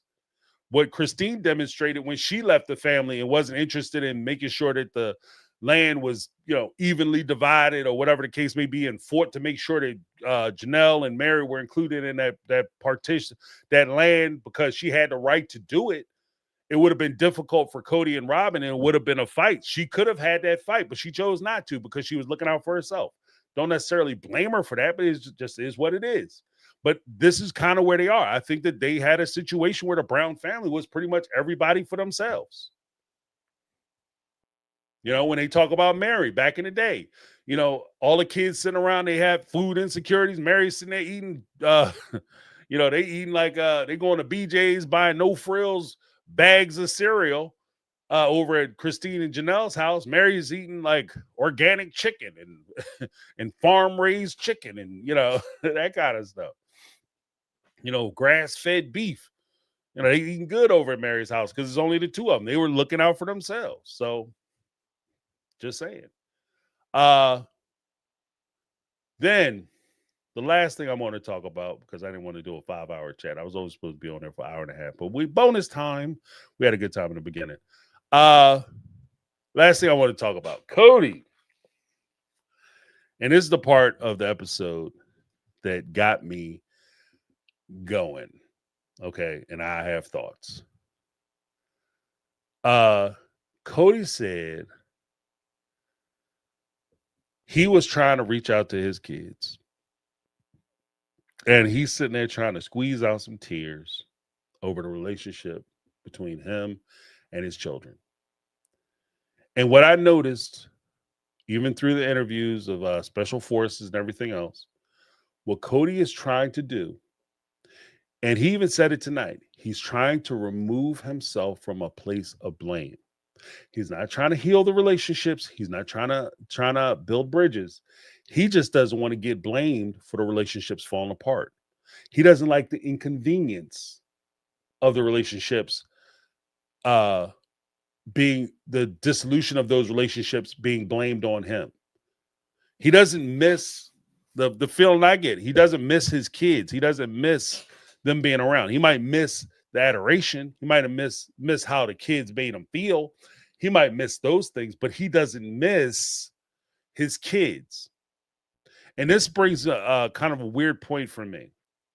There was one point where, dealing with somebody, and this is well before my wife, but I was dealing with this person, and we were, we weren't serious, but we were dating. We was heading that way. And it occurred to me while I was dealing with him. And this is one of the things, like I said, this is what I used to do even as a younger person. I used to evaluate my relationships where I am, and I would be honest with myself. So it wasn't based off an argument or a disagreement that we had, but I was just sitting there thinking about our relationship, and where we were going and what we were doing. And it occurred to me while I was doing that this person who I was in a relationship with didn't necessarily care for me or love me as much as they love the idea of me. And there is a difference. There's a difference. Like you might, like for them, when they come up with their list of what they're looking for in a partner, you checking boxes for them, but it's not necessarily that they care about you as much as they care about the fact that you meet a certain requirement. And it's disturbing yet liberating to realize that and then be able to part ways. We had to part ways based on that. And when I think about Cody and his kids, I don't think that he cares, or at least it comes off to me from the show. It doesn't come off to me that he misses his kids. He just misses the idea of having the big family. He misses the idea of having these kids or these human beings who are trying to get his attention and trying to be a part of his life and, singing his praises and talk about how awesome he is. That's the ideal nature of him having children. It's not him dealing with these human beings as human beings. And I think that that's a fundamental problem that he has. One of the things that was cooking me was that he threw out terms like, I couldn't keep these relationships together because I had the male menopause. Menopause is not a damn joke, first of all. It's not a joke. It's nothing to be playing around with. I mean, if you're going to tell a joke, make the shit funny. I'll say that. I'm not even the joke police. Just make the shit funny. That's all I ask. If you want to say something insulting or crazy, make it funny and interesting. Don't just say stupid shit. But that, again, that's just a way for him to try to take blame off of himself and put it on something, or something is out of his control. I'll also spend a lot of time watching him on these shows trying to blame his wives. It's his wives' fault that he don't talk to him. And then one of the things that annoys the shit out of me and is a huge red flag for me is when people like Cody sit there and start talking about, you know, should I seek therapy? Robin, what are your thoughts? Should I seek therapy? Yes, you should seek therapy because your ass is crazy as shit. And that's not a that's not a professional diagnosis, because there's no, if you go to the the diagnostic book, there's no there's no term or condition called crazy. Okay. It's a layman's term. But Cody's crazy as shit. Crazy ass Cody. Right? Should he seek therapy? Would it be helpful? He should seek therapy. Would it be helpful? We shall see. TBD, to be determined. And I say that because I know there's going to be people who jump on here, especially some of the people who are professionals. You know, it's really inspiring. I'm pretty impressed that Cody is actually going to potentially realizing that he needs help. I know, right? Great idea. He needs some help. Yes, he does. He needs some help. Here's the thing. When people like Cody go for help, he said a key phrase that a lot of these guys won't pick up on, but I picked up on. He said something that I recognize. He said, you know, if I go see them, they're going to give me the tools I can use to heal these relationships. And that's all therapy is to some people. It's a way for you to get tools of manipulation. It's not a way for you to improve your behavior, for you to try to understand other people's perspectives, or try to resolve certain issues. It's a way for you to get tools or levers that you can use to gain leverage or influence over other people, to manipulate them into behaving in a way that you find serves you. And I think, in my opinion, that when he talks about seeking therapy, that's what he's talking about. Because, folks, quiet as kept, if Cody Brown was serious about getting some therapy, the mindset that he has, the refusal to talk about any issues that he may have caused or problems where he is responsible for in addressing those issues, his refusal to do that on screen, so much so when he was doing the tell-all, somebody would ask him a specific question about his relationship with the kids or his relationship with Robin, how his relationship with Robin or the lack of relationship with the kids impacted his other marriages and relationships. He shut that shit down quick, fast, in a hurry. He told them quick, fast, in a hurry without missing a beat. That's none of your business. I'm not talking about that. Looking at his watch, looking like he get ready to walk off the set if they persist on asking these questions. He even went to Special Forces, where he's getting his big payday and his redemption arc, when he felt like that shit wasn't going his way, and they started asking him about how many kids you got. Do you take care of your kids, or you have a relationship with your kids? I thought that shit was private. That's private. That's none of your business. That's what he's telling these people. Now, he was in for a rude awakening on Special Forces, because they don't give a shit about you thinking you a star. Oh, if you done, and take your badge off and go home. We can stop paying you. We stop putting your picture and shit. We won't put you in the promos. We don't care. Go, bye. You ain't putting food in our mouth. So they were able to push back without missing a beat. But he still didn't talk about his family. So you want me to believe that that guy, is sitting there trying to talk to us about seeking therapy? If he did go seek therapy because he really thought he had a problem, he would never admit it. 1, 2, he would have went to go do it. You're not serious. This is bullshit. That's what this is. So anybody who gets, in my opinion, anybody who get up here and talk about how Cody needs to get credit for the fact that he might be seeking help, or recognizing he needs counseling or therapy, is either full of shit or they don't know what they're talking about. That's my opinion. Fuck it. I don't care. I'm going to put it where it is. Because anybody like that, when they go seek therapy, they're not seeking therapy. They're looking for weapons. They're looking to sharpen the weapons they have, and they're looking to get new skills and new weapons so they can use it on somebody else. And if he was trying to do that, he was trying to get help, he did think he was responsible. Why is he seeking help for something? He's not even seeking help to help himself. He's looking for, he even kind of said it, I'm looking for a way I can manipulate the shit out of everybody else. And I can try to understand where they're coming from so I can communicate with them on their level and tell them how they wrong, basically. Or convince them that they wrong or get something that I want from them. I'm just saying. Like, I don't care what other people do. I'm not giving them credit. I'm not giving them credit for that. No, sir. No, sir. Do you need help? Yes. Should you go seek help? Yes. Should you get therapy? Absolutely. Am I going to give you credit for getting up saying that you're going to go do something that I know you have no intention of doing? No. Am I going to sit there and pretend like you trying to heal your relationships because you mentioned therapy? Oh, I said therapy. I should go see a therapist and go see counseling. Yeah, you said you should, but you never did it. Fuck out of here. I ain't new. Bro, I'm not new. Like, maybe y'all knew. You know what I mean? Anybody will get up and say, third coach should get credit for that. Y'all knew. Maybe you knew. You don't know enough about this show or whatever. Maybe you don't have the life experience to be able to discern when somebody is full of shit. When they popping shit. He's popping shit right now with that.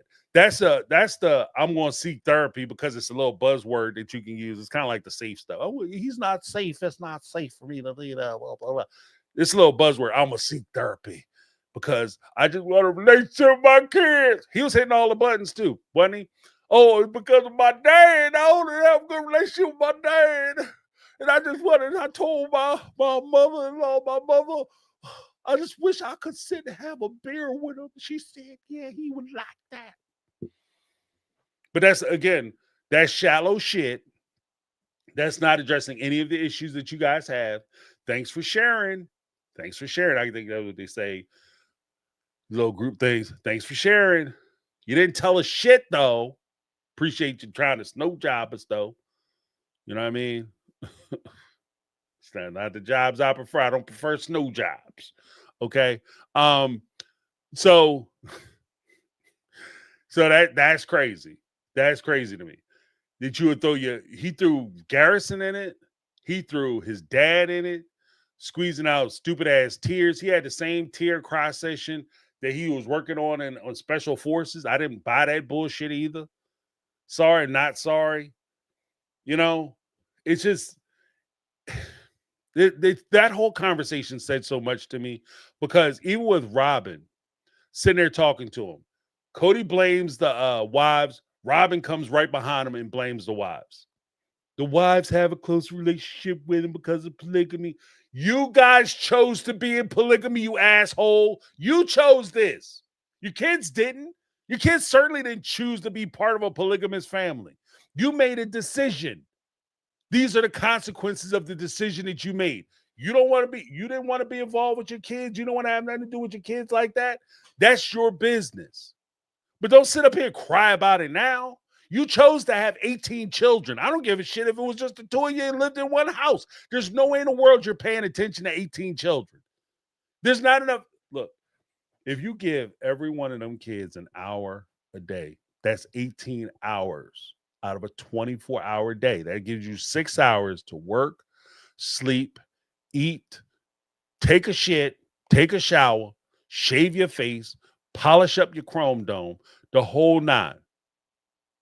It's 6 hours because you're giving dedicating an hour each day to all 18 of your kids. That doesn't even make any damn sense. That doesn't make any sense. So no, you blame the wives. Oh, the wives had a relationship. And then, like I said, he's been spending the whole time from Special Forces on, from the time he did Special Forces to them opening the doors for him to do all these interviews. He's been consistently saying, I didn't have a fallout with my kids until after the divorces came through. That is a lie. It's a categorical lie. It's a lie. You might have been having trouble with Christine before she moved out, but you weren't divorced from her. You certainly weren't divorced from Christine when you were standing out there and Garrison and Gabe argued with you, called Robin up and told him to send their daddy over to their mom's house. You weren't divorced then. And you weren't divorced when you decided not to go to Isabel's surgery. You weren't divorced then. What are we talking? Like what?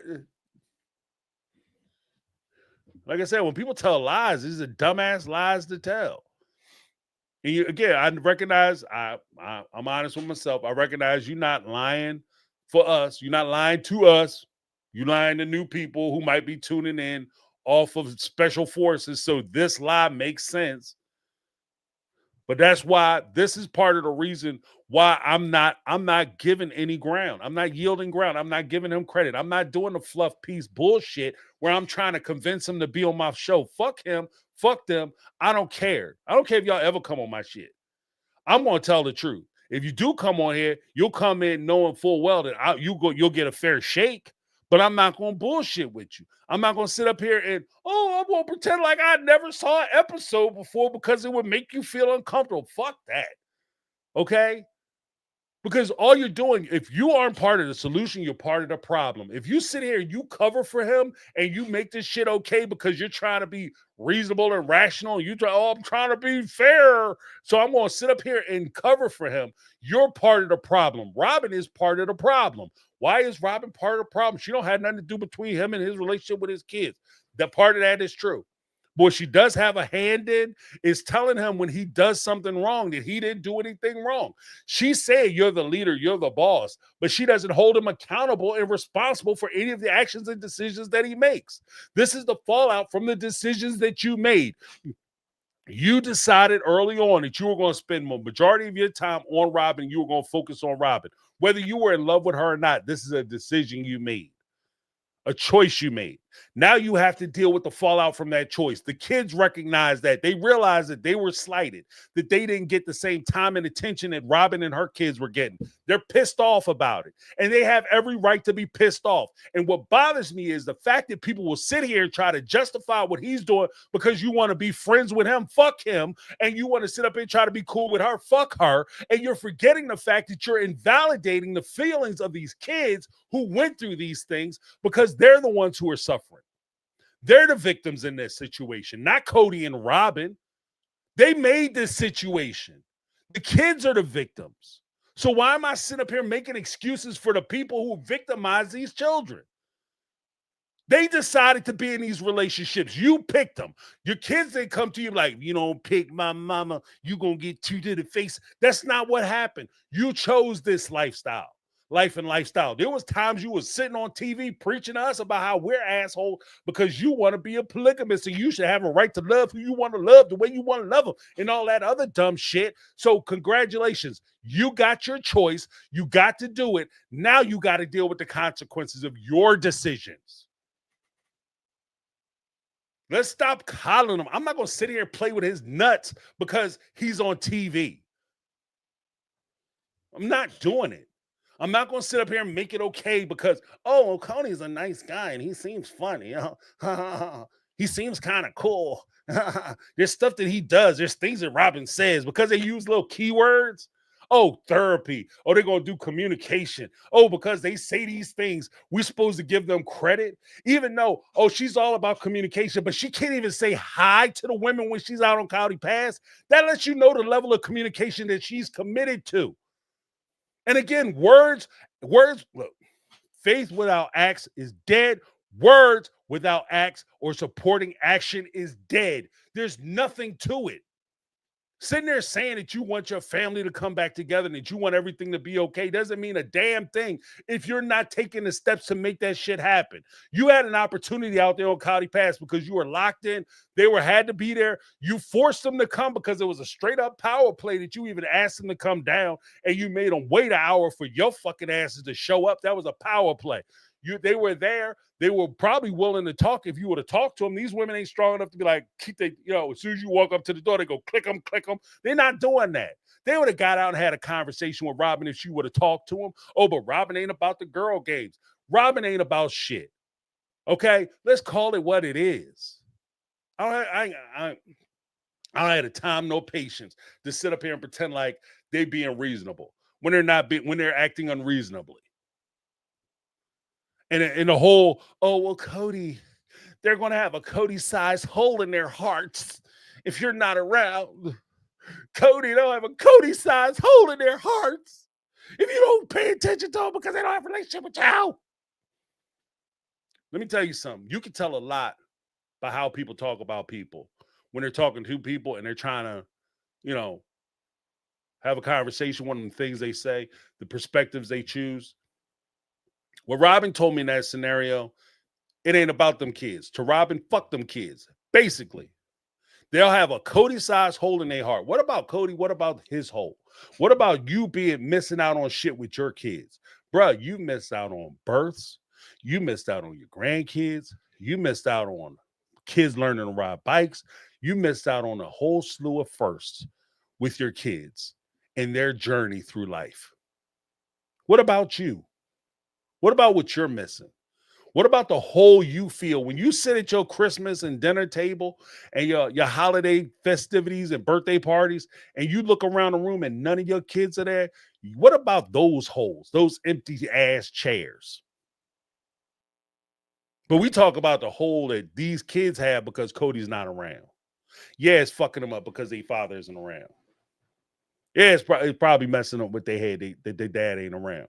That their dad don't want to take a moment to talk to them or give them even the least little bit of interest that he pays to your freaking ass. So he won't give any of that attention to them. So yeah, they feel a certain kind of way about it. And I'm not the one. I don't care what other people do. I'm not the one that's going to invalidate those kids' feelings. I'm not going to tell them they should get over it because some lady used the word communication. Or because she say she want to have a talk with him, because she say that their father being around is important. His presence wasn't important when you was sneaking him over to your house.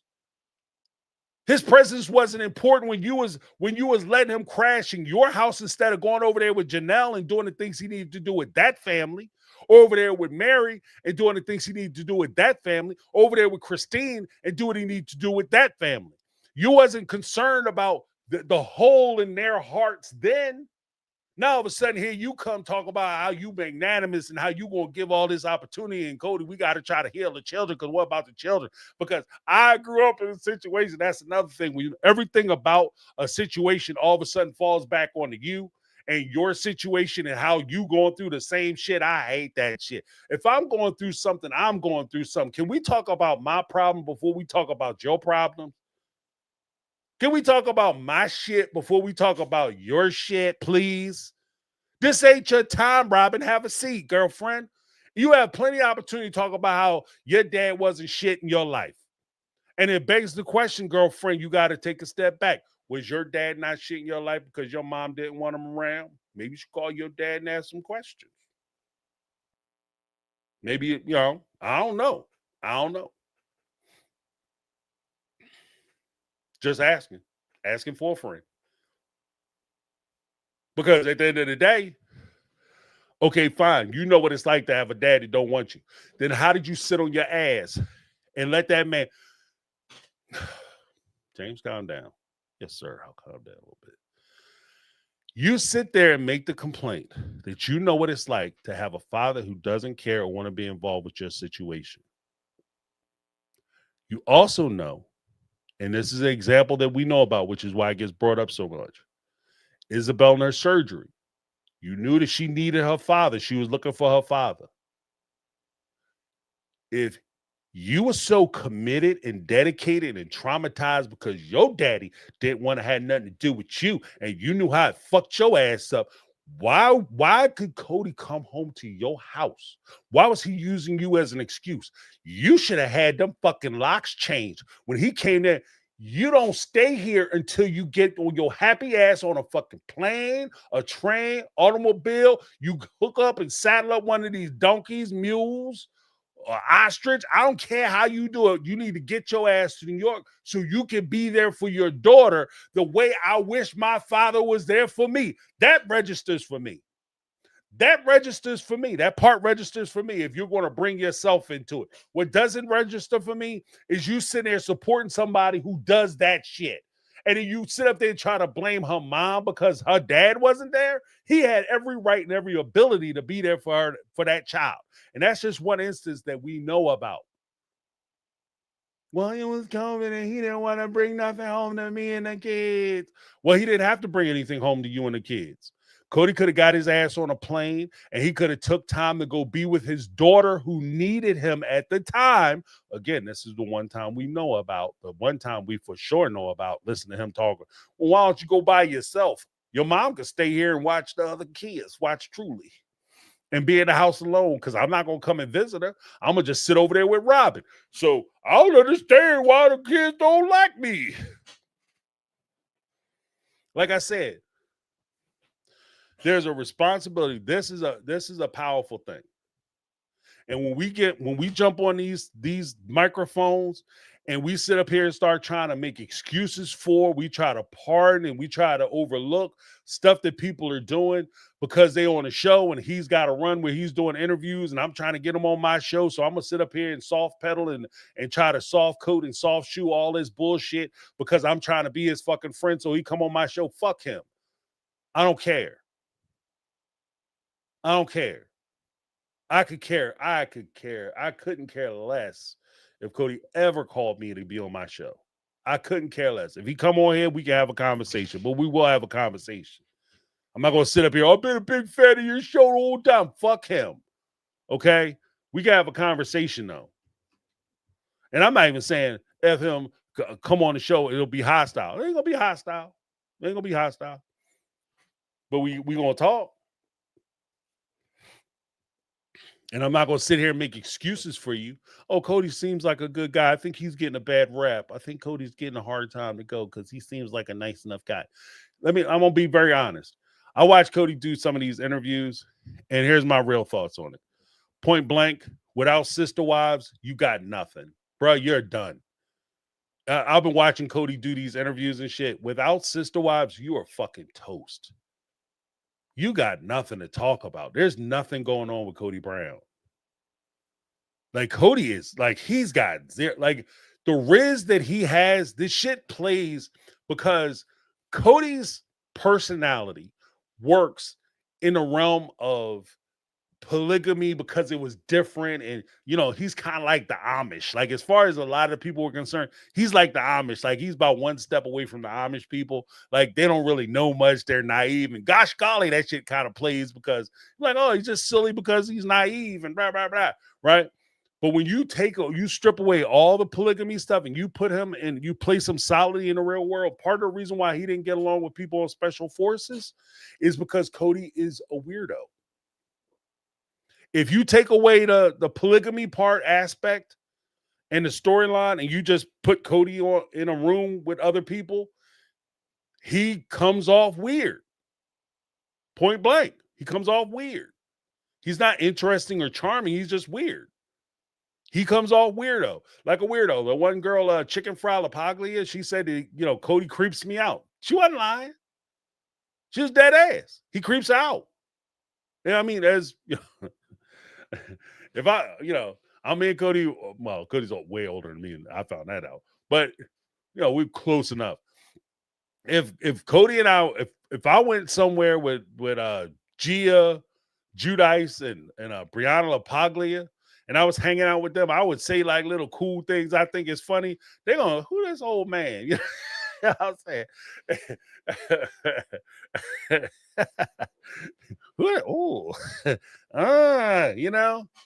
And Cody trying to fit in like he 20-something. Part of the attraction, or not sexual attraction, but the thing that makes you desirable to be around as an older person is the fact that you bring a certain level of wisdom. You may have humor, you may have intellect, but what they look for is maturity and wisdom. And things that they would look for in you, they will not necessarily look for in their counterparts. And things that they excuse in their counterparts, like a 20-year-old guy with washerboard abs and a nice ripped chest and huge arms and a pretty decent looking face, he could be dumb as a sack of rocks, but he's good looking. And you're like, well, he got potential. We could work with it. If you 57 years old and you dumb as a sack of rocks and you just running back and forth, your hair all crazy looking, your ass stinking, they not looking at you going, he's fun. That's not what they saying. he got a problem. There's something wrong with him. There's things that, you know, a 20-year-old like that model dude, if he was walking around in there and his ass was stinging, them girls probably might not mind as much. Cody doing it, they going to the shelters to get people a hot. Where's he from? What show is he on? You know what I mean? Like he might be on Van Life or something. That's kind of the way he's moving around. It just is what it is. Yeah, that whole thing. That might have to be a separate video because I kind of went off tonight on that whole thing because that did get me a little heated with him talking about the kids. Again, I go back to the whole thing, and I'm gonna do the super chats and I'll wrap on this, guys, because I know it's about 2 hours. But here's the thing: when it comes to people, if they don't miss you in your absence, they never value your presence. If they don't miss you in your absence, they never valued your presence. Okay. The fact that he's not crying, at least in my opinion, the way it comes off to me, he's not crying because he misses his kids. He's crying because he can't understand why he's being blamed for his kids not being around. He's not crying because or upset because his kids aren't around, don't want nothing to do with him. He's upset because he doesn't want to have anything to do with his kids. Everybody criticizes him for not wanting to have anything to do with his kids, and he doesn't know how to fix it. That's the impression I get on why he's upset.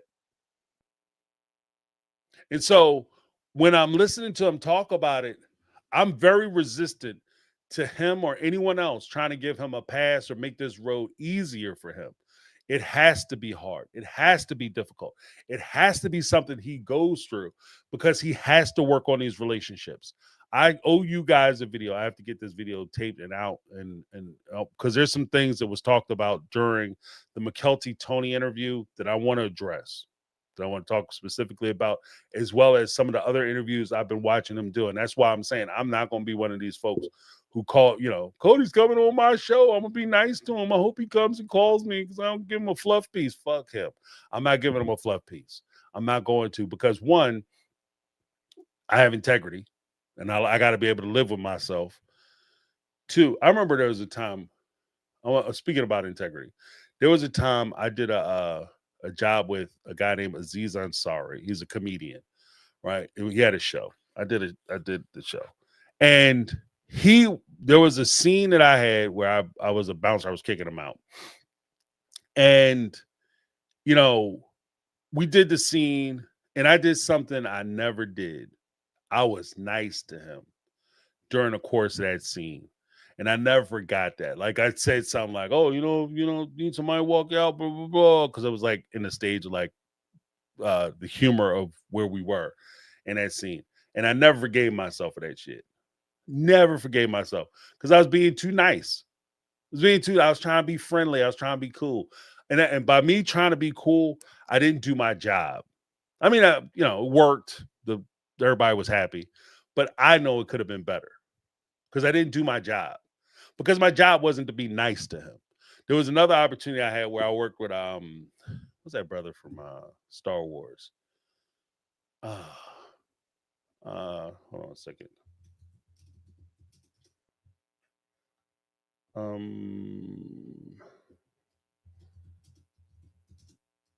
Last Jedi cast. Okay, yeah, John Boyega. I did another film with John Boyega. And I never get it. Like he was playing a lawyer, and you know, I have a past. I did comedy. I do comedy, and John was like, he's a nice guy. John is a very nice guy, super chill dude, and part of me feels bad for what I did to him because we shot this scene, and I had like some things I was gonna say. The director was like, "All right, James, we have your stuff that you're gonna say. You say those things, and you can say whatever you want." All right. So he gave me the green light. So I went back there.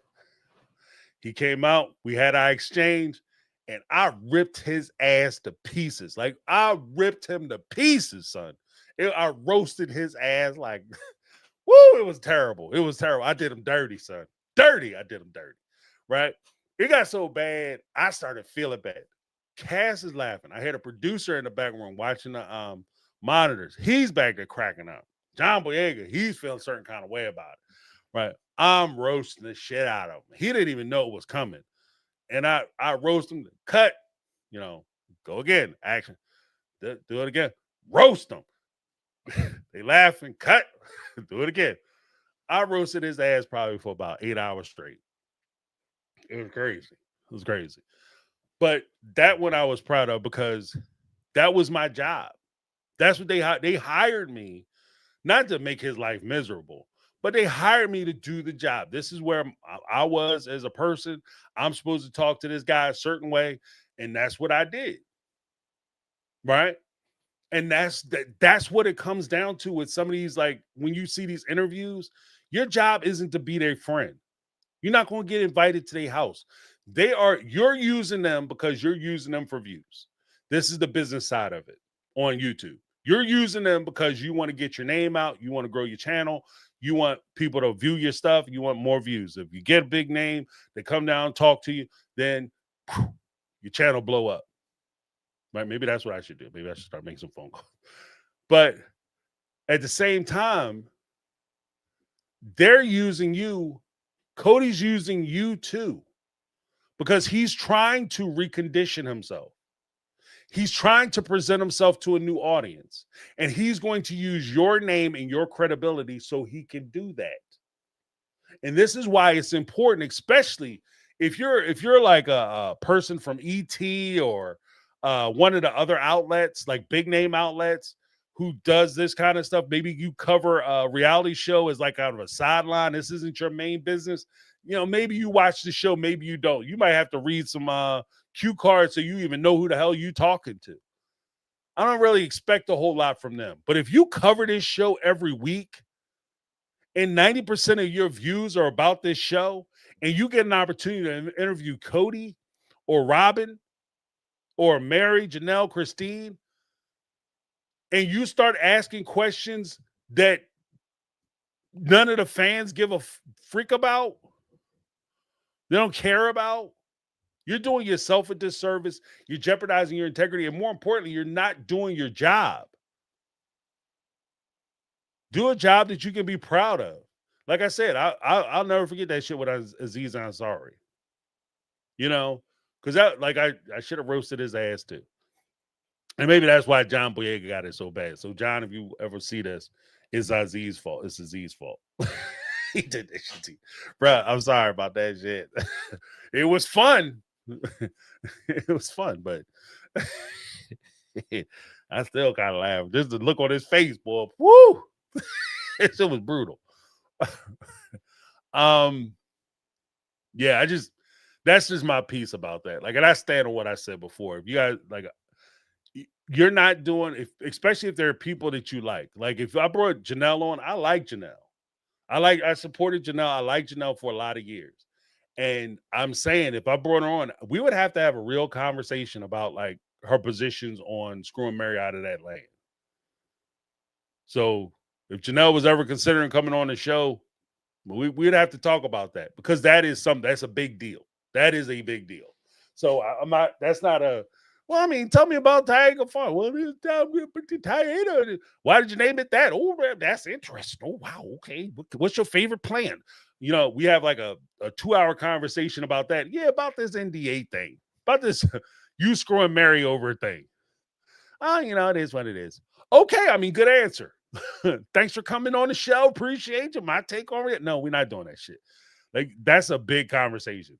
Let's spend 2 hours talking about that shit, and why you did that, we'll spend 5 minutes talking about Title Farms. That makes sense to me. But let me give some shout outs to some folks. We had some super chats come in. Want to make sure I recognize everybody. We don't need no water. Let that mother burn. Let's see. Negla 3, $2 super chat. Negla said, I'm a remote online notary. $250 for all SIGs. Okay. All right, big time. Shit. Negla pulling down that paper. She said $250 for the all signatures. I mean, but at the same time, that's way cheaper than you jumping on a plane, renting a room, staying in a hotel, meals, entertainment, and everything else. So you go stand on Scouty Pass and sign a document. Like you make out like a bandit hooking up with Negla 3. Cody, next time you guys want to do something, call Negla up. Now, just be careful, because don't say no wild shit to her. Because I will not be responsible if you say the wrong thing to Negla 3. You should be wearing it like a cheap suit, player. Thanks, Negla.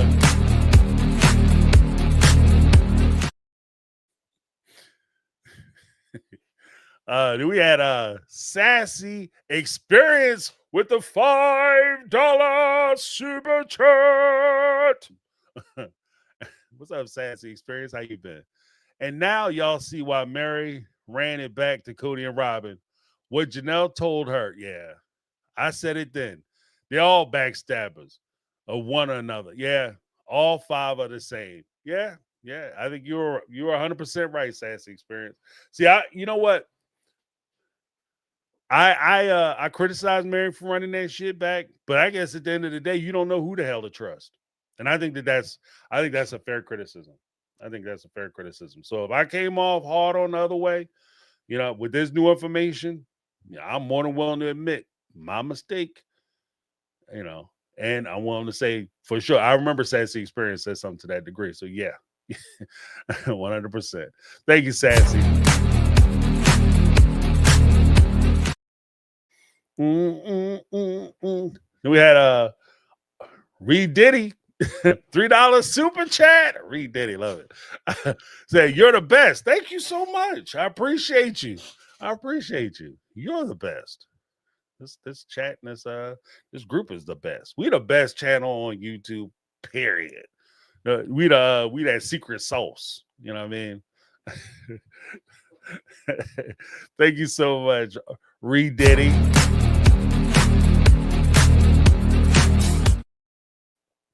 Then we had Unlimited Lipstick. Janet, what's going on? $2.79 super chat. James sums it up. Cody and Robin in 3 words. Fuck them kids. That's how they feel about them, son. I'm not even look. Cody and Robin, they real ones. They keep it real on that front. They don't give a shit about them kids.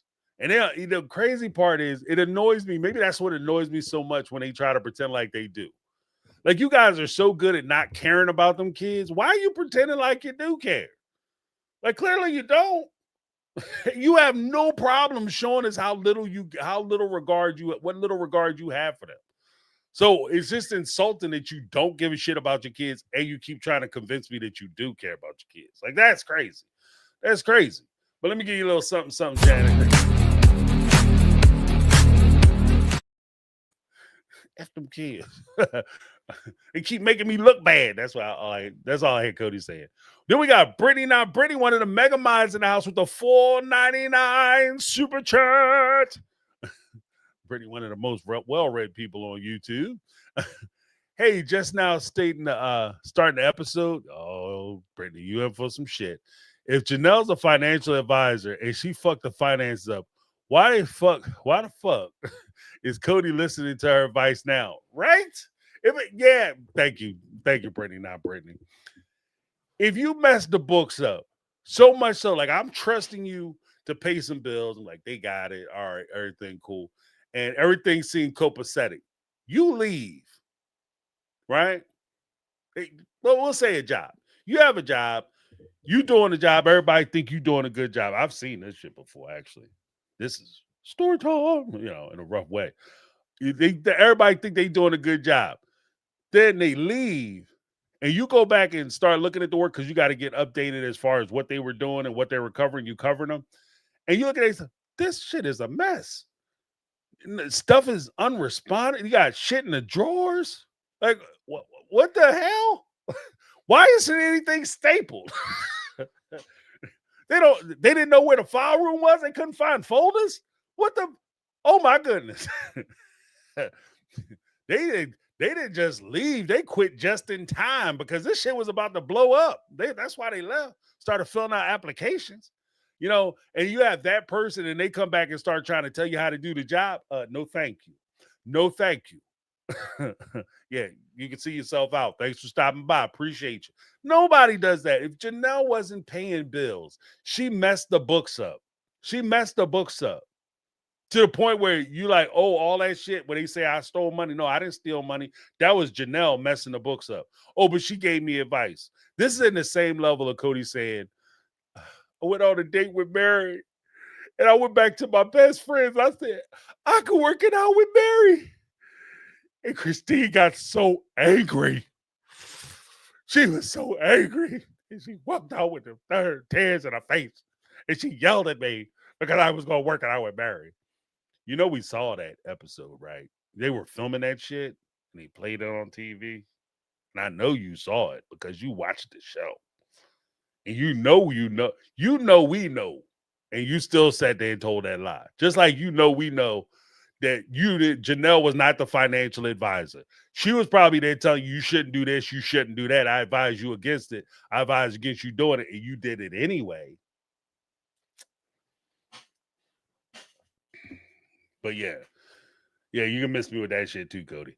But good call, Brittany. Good call.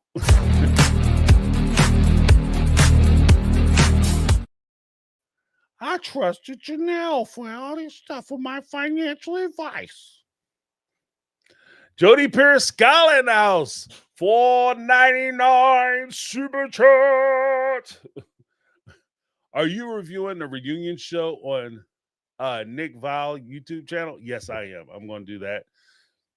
That's one of the shows I wanted to talk about because Cody.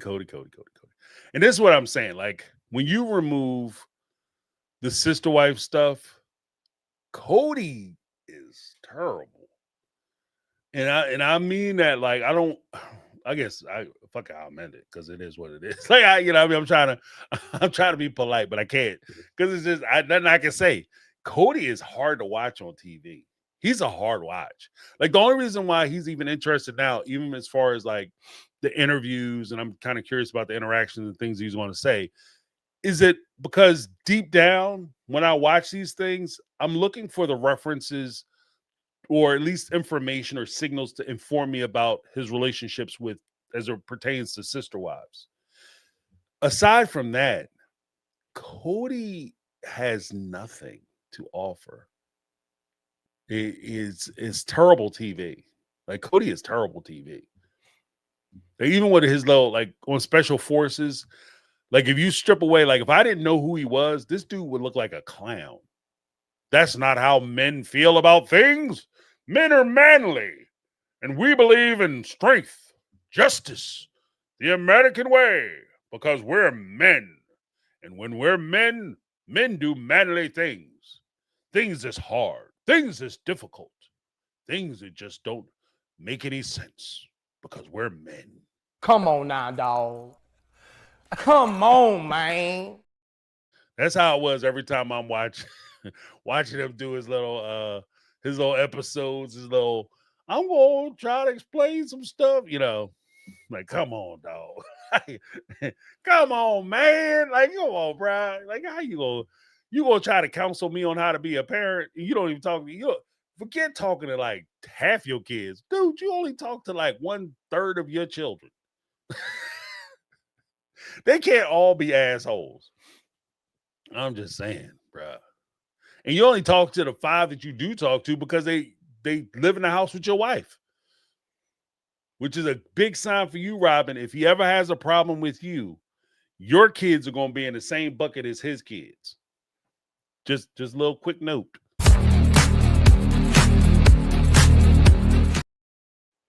Thank you, Jody. Then we had Kathy Mosley in the house with the $5 super chat. All right. I love what the DQ team said, that they would send Cody to scout a minefield, and that's all he's worth in the military. Yeah. Cody don't, because the one thing that I noticed with Cody and his performance on both special forces, and I think this ties into, like I said, it informs you of his relationships and the relevance that he has on sister wives. Because when you watch Special Forces, the thing that makes him a failure as far as Special Forces is concerned, the physical stuff he did okay with, right? I won't even say he did okay. He did pretty good, right? With the physical stuff. But when it came to care, compassion, teamwork, being concerned for your teammates, looking out for your team, being mindful of your squad, he is abysmal. Like, this dude is probably one of the worst people on the show. I don't think there was anybody else. Cody had left the one young lady, the one who won, actually, ironically enough. He left her in a building that exploded, supposedly. He told her, pick up the guy. He left the guy who was down in one of the first missions they did. They went through the town. They were supposed to be finding, saving survivors or whatever. He picks up a guy. He walks by another guy, down soldier, who was supposed to be part of their unit or whatever. He's like, leave him, and goes out. They yell at him, you don't leave, you left a man behind, blah, blah, blah. He got read the riot act for leaving a guy behind. Then he turns right around. His teammate, who is actively searching the building. First, they pick up a hostage, take him into a building. They knew where it's going to be gas in there. They take him into a building that's supposed to be getting gas. Gets the hostage gassed to death. They don't find the equipment. Then Cody is only worried about himself and completing the objective, so he passes. Not so much to save the guy, because clearly he don't give a shit about the guy because he took him into a gas house, right? So he's looking for himself to achieve the objective for himself. And he leaves his partner in the compound that is supposed to be, they knew it was a timer, they knew it was going to explode. So technically he blew his partner up, right? And she comes out, he's just standing on the side. That shit was crazy. That. Then when they had the thing, he's standing there, he could stop the torture of his teammates or whatever. They got him doing squats and lifting up these little women lifting these heavy ass sandbags over their heads and shit. They barely getting through, and they struggling just like he is physically, according to him and his assessment. He was blowing out professional athletes, so physically he could take it. They tell him to put his sandbag down and watch these women work, and he's fine standing there watching them suffer. He is horrible. He doesn't even try to stop their suffering. He doesn't do anything to stop their suffering. He is terrible. He's terrible. And the big thing about being in these, I won't even say tier 1 organizations, the Delta, Airborne, Berets, SEAL teams, Rangers. I'm not even saying that.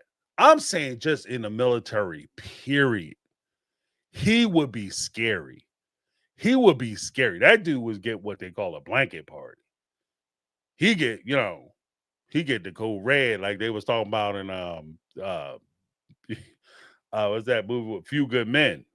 Did you order the code? You're damn right I did.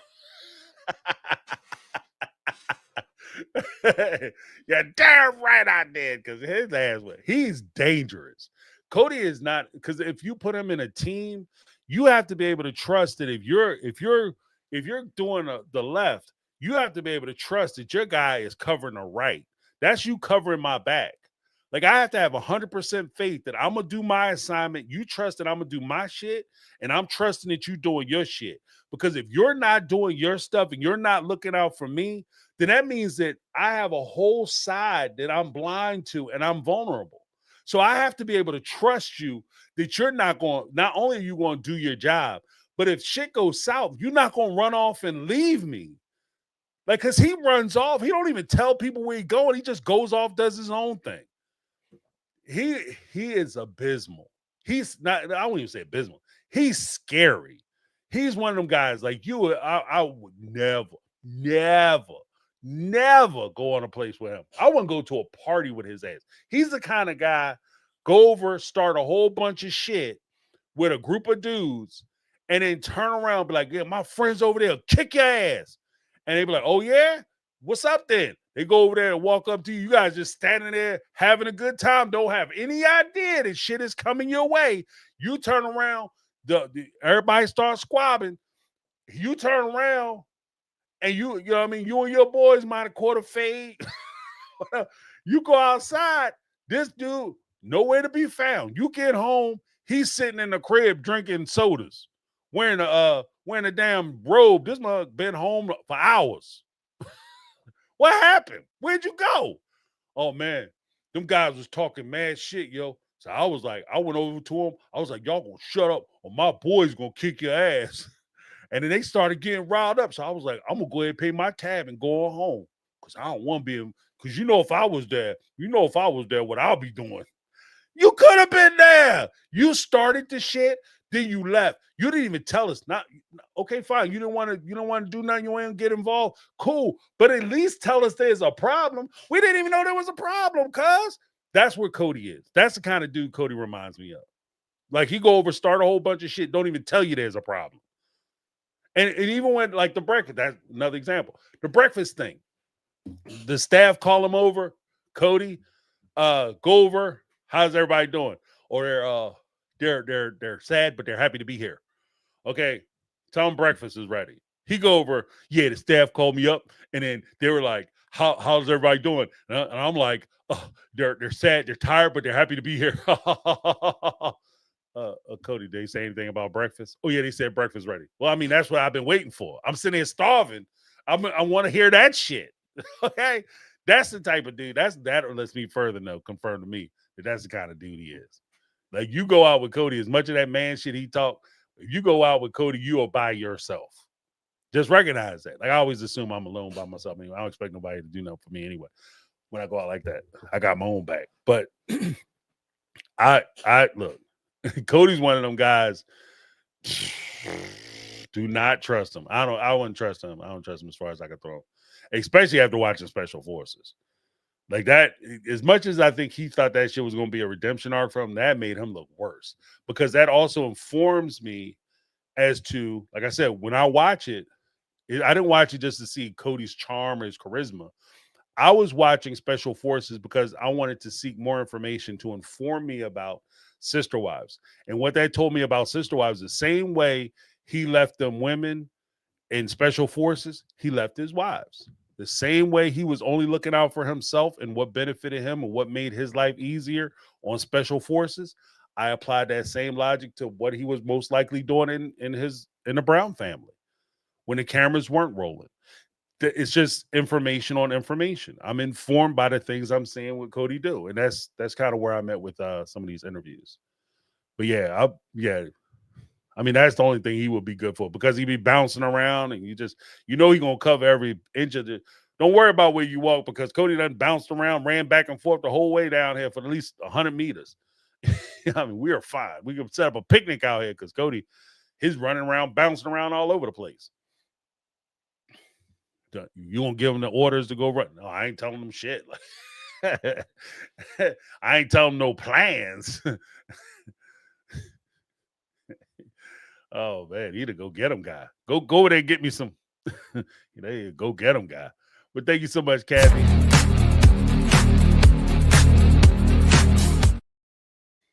Then we had Cindy from Oz. What's going on? Calling from down under.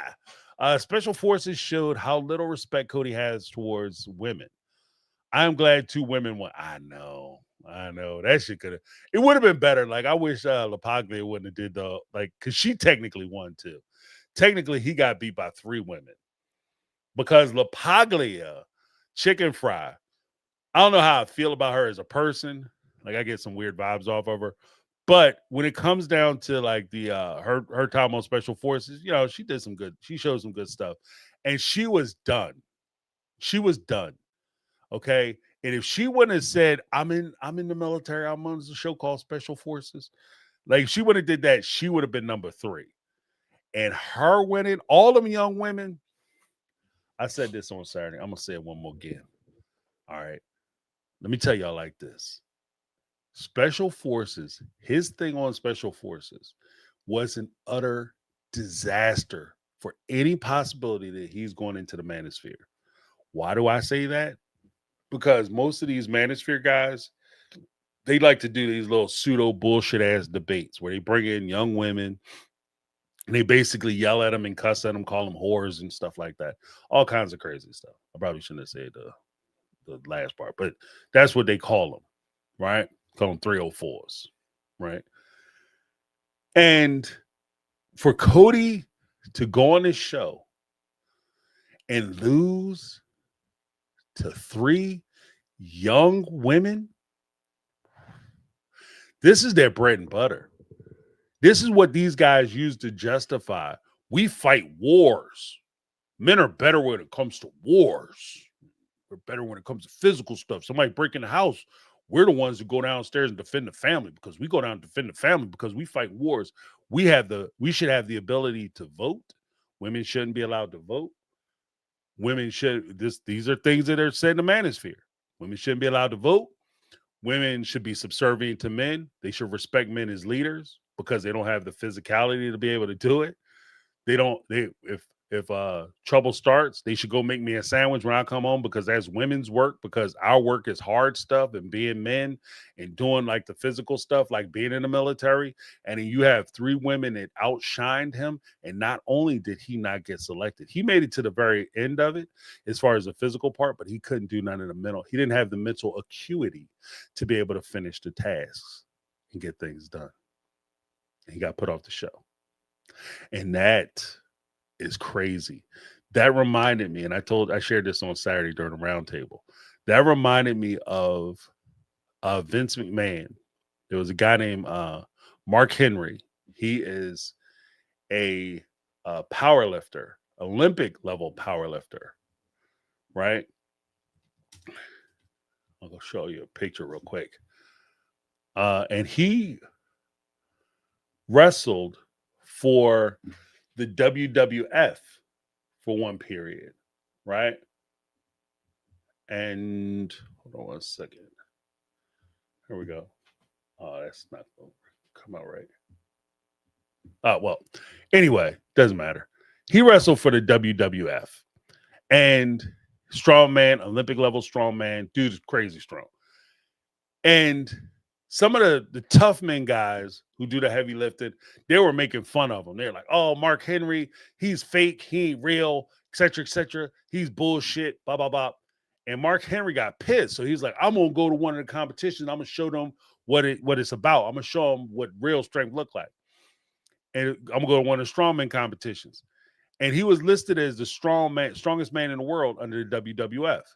Vince McMahon, he went to Vince McMahon, was like, I need some time off because I want to go compete in the strongman. Vince McMahon said, I don't care about that shit. I already have you listed as the strongest man. He said, yeah, but I care that these guys are talking shit about me. And at that time, Vince McMahon said, okay, here's the deal, though.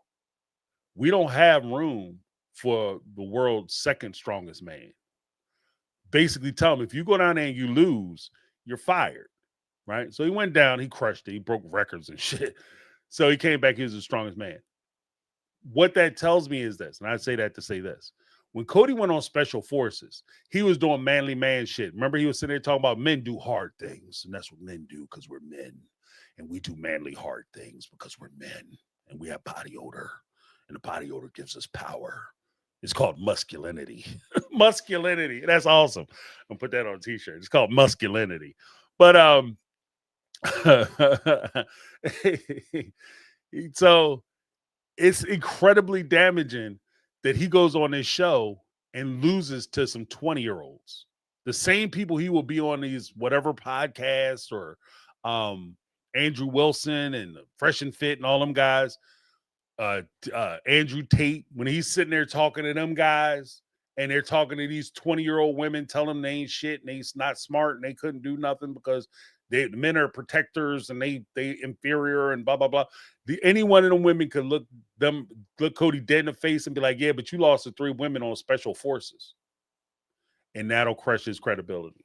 So that show in and of itself, chef's kiss. You couldn't write that better. And I think even the guy, I think that LaPaglia, even if she was like, because she had some suspect tasks and stuff during the show where normally she might not. Maybe I could see an avenue where they wouldn't let her finish. Even if she finished the challenges and stuff, she wouldn't get past as far as the course is concerned. I can see them green lighting her just because it'll fuck with Cody. Just because it'll fuck with Cody. And that's why part of the reason why they had the female interrogator going at Cody the way she was. Because they knew it was getting under his skin. And somebody said, "Oh, I felt bad for it because it looked kind of dangerous." Trust me when I say this. That Irish woman would have took his ass apart like a Lego set. If he would have got out of hand, she would have took his ass apart. All right. They would have sent Cody ass home in a box. Not even a big box. Like a little itty bitty tiny like Amazon box. You know what I mean? That lady was serious. Like, no, she was fine. But thank you so much, Cindy.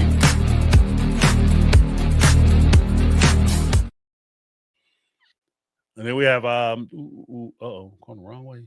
Why is this going up? I go up, it goes down. I go down, it goes up. Go up, it goes down. Like, what the shit? Okay, here we go. Sassy Experience with the $2 super chat. Special Forces confirmed everything we expected about Cody. Yeah, exactly. Exactly. Special Forces was just merely a confirmation for people who are fans of Cody, not fans of Cody Brown, but fans of Sister Wives. Special Forces just revealed the things that we already knew about Cody. And here's the sad part. And this is the part that I think is damaging for Cody. The reality of it is that, bruh, I hate to say this, but you are not okay. Because you just like, I know I'm right at this point, and how many more times can I be told I'm right, and I'm still interested in hearing about how right I am? That's kind of where Cody's in trouble. I think that his end of Sister Wives franchise is kind of might be coming to a close because of that fact. But thank you so much.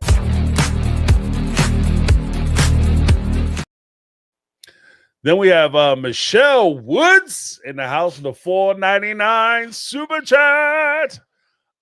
Special Forces prove Cody can't do anything selfless in his life depending on it. If his life depended on it, yeah. Go in there and make sure you rescue everybody. Okay.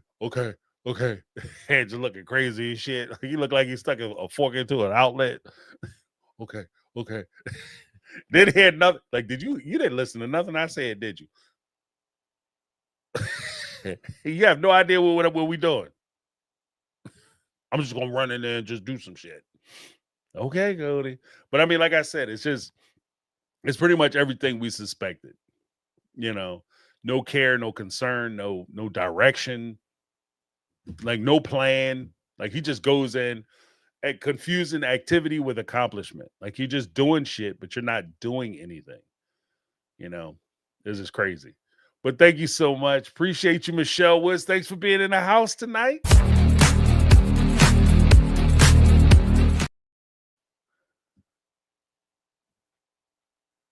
think I've missed one.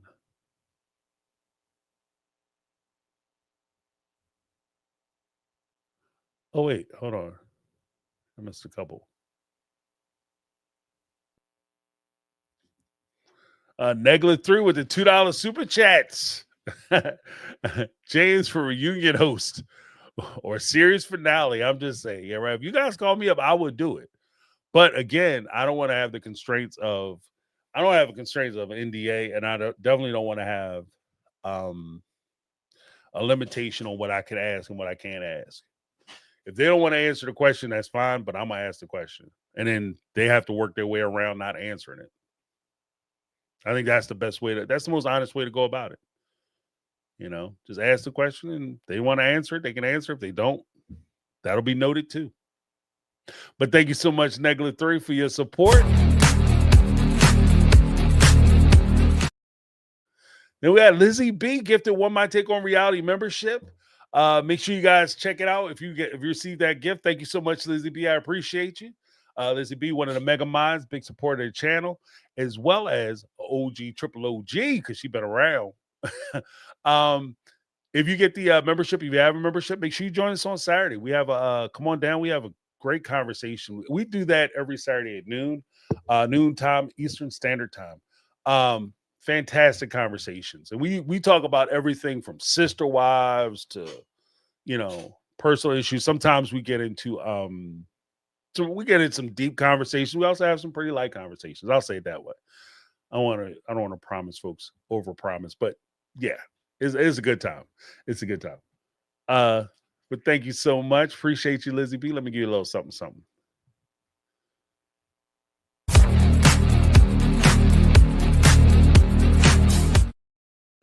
All right, let's go through these polls real quick. All right, so we had for the one poll, we had 86 votes, right? Which friend group would you join? 33% of you said Team Mary. 67% of you said Team Janelle. Okay. And I don't know if I gave the disclaimer. This isn't necessarily talk about hanging out with the individuals, Janelle or Mary, but merely talking about the friends that they surround themselves with. Which one would you feel most comfortable with? Okay. Then, of course, we had the 294 votes. Make sure you guys hit that like button, please. Which friend group would you join? 23% said Team Mary. 77% said Team Janelle.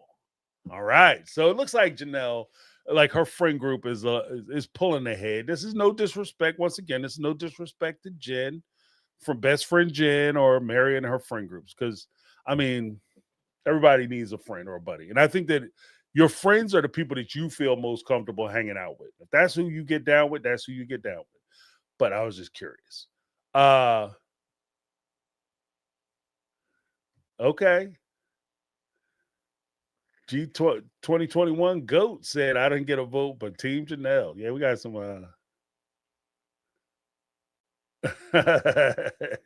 Tracy McMurray said, oh, Jen and Mary are made for each other. I'm glad they have each other. Yeah. Some things were revealed this episode. I think this will go down as one of the big episodes as far as that's concerned. Let me give Lizzie B a little something because I don't know if I gave her a little something.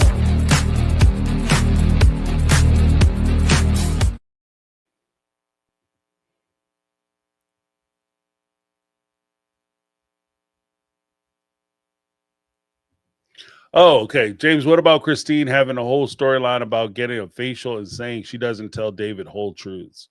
You know what? That was her trying to be cute. And to be honest with you, I didn't really include that because that was one of the things. Like between that and even some of the conversations that Janelle was having, this is why I say that they might struggle a little bit with their own shows because that conversation was just kind of meh. Yeah. Like Christine's trying to be cute. Sometimes I lie to him about how big a party is and what we're going to do. And we're going to go see one movie. We wind up going to see another one. She's still trying to play into the whole princess thing, which again works in the form of like the polygamy aspect, like this show being about polygamy. But when you strip away the polygamy part of it and turn it into like just strictly a relationship, particularly a monogamous relationship thing, it is not as interesting. And it just comes off like there's parts of it that comes off as naive. Because if you have a good man, or if you have a good woman, a good partner, then you have to take care of that partner. You have to cherish it and take care of it. You have to be a good steward of your relationship. And that means that you don't want to take advantage of or take for granted. You don't want to try to manipulate and lie and deceive to have and maintain that relationship. Because not only is it disrespectful to the relationship and your partner, but it's destructive. And if it's something that's important to you, don't destroy it. And that's all. I mean, but I don't want to make it super deep about it, like critical about it. But I just think that it was one of those things that she's just trying to say to make herself sound more interesting. And she thinks it's cute, but it's not, it's not really, I don't know. If I don't take it serious, it's not conversation worthy. If I do take it serious and start trying to pull it apart, it just becomes super negative. And I'm not sure how much of it she really meant. So they didn't put any time in it. I'm not going to put no time in it. I hope that makes sense. Yeah, but I was looking for, let's see, B for the round table. Oh, there it is. I just hit it and I just missed it. That's the story of my life. Yeah, remember, hit that like button. Thank you. Please and thank you. As they say, please and thank you. Thank you in advance for hitting that like button. Thank you in advance for hitting that like button. Appreciate you. Yeah, but just make sure you check out the we have another show coming up where you guys are going to be able to do the call-in. That'll be the call-in show will be on Tuesday at 6 p.m. Then we have the Thursday show, which is the Speak Pipe show, and then we'll be back again next week. I'm going to do so. I have to get some videos shot. Got to brown some things out, try to get my studio together. Still working on that. But it's a shame. But once I get everything done, plus I had some other things I had to do. But once I get everything done, I want to start rolling out videos on a more consistent basis. I will be making posts so that you guys will be able to see beforehand, like at the beginning of the week, what videos are dropping when, and you'll be able to pick those videos. And I'm also going to kind of span out past Sister Wives, because I think the group, we're evolving past Sister Wives, I think, at this point a little bit. And we need to find some other stuff to talk about, because I'll be honest with you, I don't know how much longer Sister Wives can keep going. They're on a cliff and they're hanging on with their fingertips at this point. You know what I mean? Like, this thing is about to be go over. Yeah, make sure you subscribe to the channel. If you're not yet subscribed, go ahead, hit that, ring that bell for notifications so you will be notified when I go live or I drop new content. We will have a whole lot of content coming up. Hey, what's going on? Tracy McMurray, what's happening? Yes. Team Janelle on Bourbon Street. You know what I mean? Because I do have to recommit to doing more videos. But I appreciate you guys. Got Lizzie B. Hey, more videos, please. Yeah, right. Because we gotta tighten it up a little bit. Because we're running like 3-hour lives. Not everybody can participate. It's not fair. But yeah, thank you so much. I want to give a huge shout out to everybody who hit us, blessed us with some super chats tonight. Let me give some recognition to those folks. Megatron. Then we had Negla 3 up in the house. Ty. We had Annie Banani coming through once again. Annie Banani, let it name. Michelle Woods in the house. Betty Aldridge coming through. What's up, Betty? Betty's one of our mainstay folks.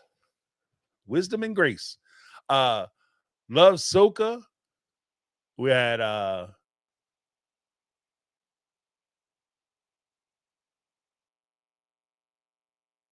is this Betty Aldridge? I missed this one. Betty Aldridge, $5 super chat. Mary didn't want to hear it when Janelle tried to tell her patience only lasts so long.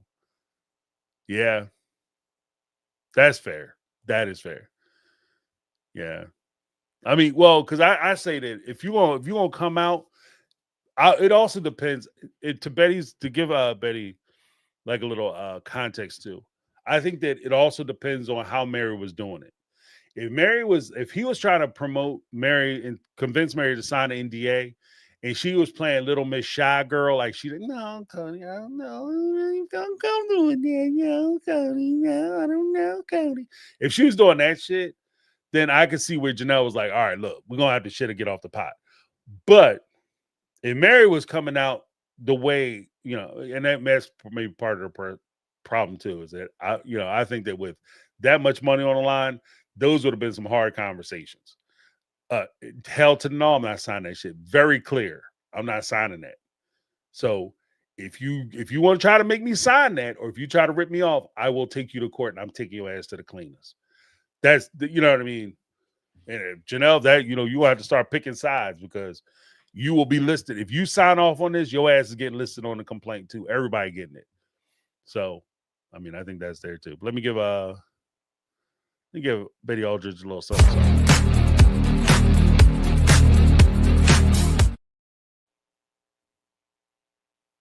What is this? Negla 3, $2 super chat. Could you imagine if Robert had fought and Mary's baby? Oh, sure. Yeah, right. Oh, she would, because I don't think she ever was serious about doing it. But if she did that shit, she would have been so tied into Robin and Cody. Oh, or Robin would have been so tied into Cody and Mary's business. It'd have been ridiculous. Like I don't think Mary would have been able to get out. And that was the only reason why I think she floated it. Part of the reason why she floated, part of the reason why Mary was so accepting of it is because she thought that was the way she was going to be able to stay in the family through the value of that baby. It doesn't work that way. Babies don't keep men. Babies don't keep women. So if you ever plan on getting married or having a baby to keep your relationship going, you are making a big ass mistake. If anything, it makes your relationship harder. Babies make your shit harder. They'll make them stay. It makes it harder. You crazy? Opposite effect. Thank you, Negla.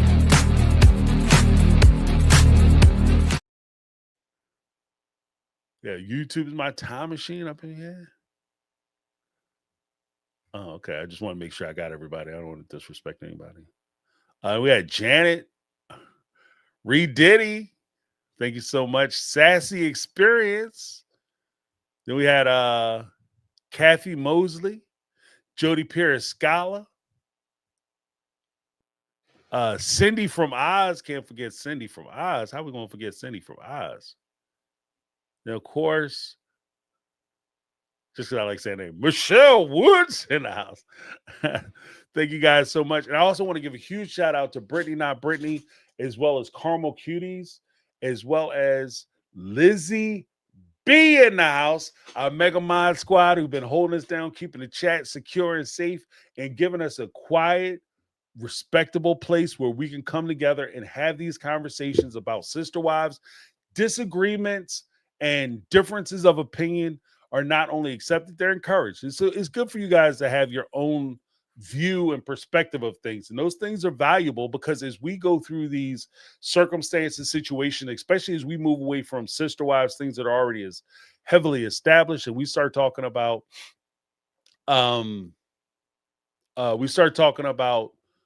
different topics and stuff. I want to hear what you guys think about these things. What are your perspectives? Even if you disagree with me here on this channel, you can disagree with me. You can have a difference of opinion because you see things differently. You may see things I don't see, and I recognize that. So I encourage everybody to get your voices heard. And even with that being said, if you guys are interested in leaving a SpeakPipe message, please do so at speakpipe.com. And make sure you leave a message. You know, as Banani said, you know, Annie Banani said, you know, she left 6 of them. We're going to play them. And then we're going to hear what you guys say. And I want to respond to them if necessary. If you guys, you know, it is what it is. It is what it is. But thank you guys so much. I want to give you guys as much opportunity to get your voices heard on these platforms or on these places and spaces as possible because you guys invest just as much time and energy into these topics and situations as we do as content creators, and you too should have your voices heard. So I appreciate you guys so much. Thank you for participating. Thanks for being patient with us as we rocking in almost 3 hours in this live. Thank you guys so much for hanging out twice as long as I planned, but oh well, it was fun. Thank you guys so much for hanging out. That's my take. I'm James, and this has been my take on reality. And I'm out. 'Cause I've been living life right like I could just die any minute. Going for a ride down the side, PCA.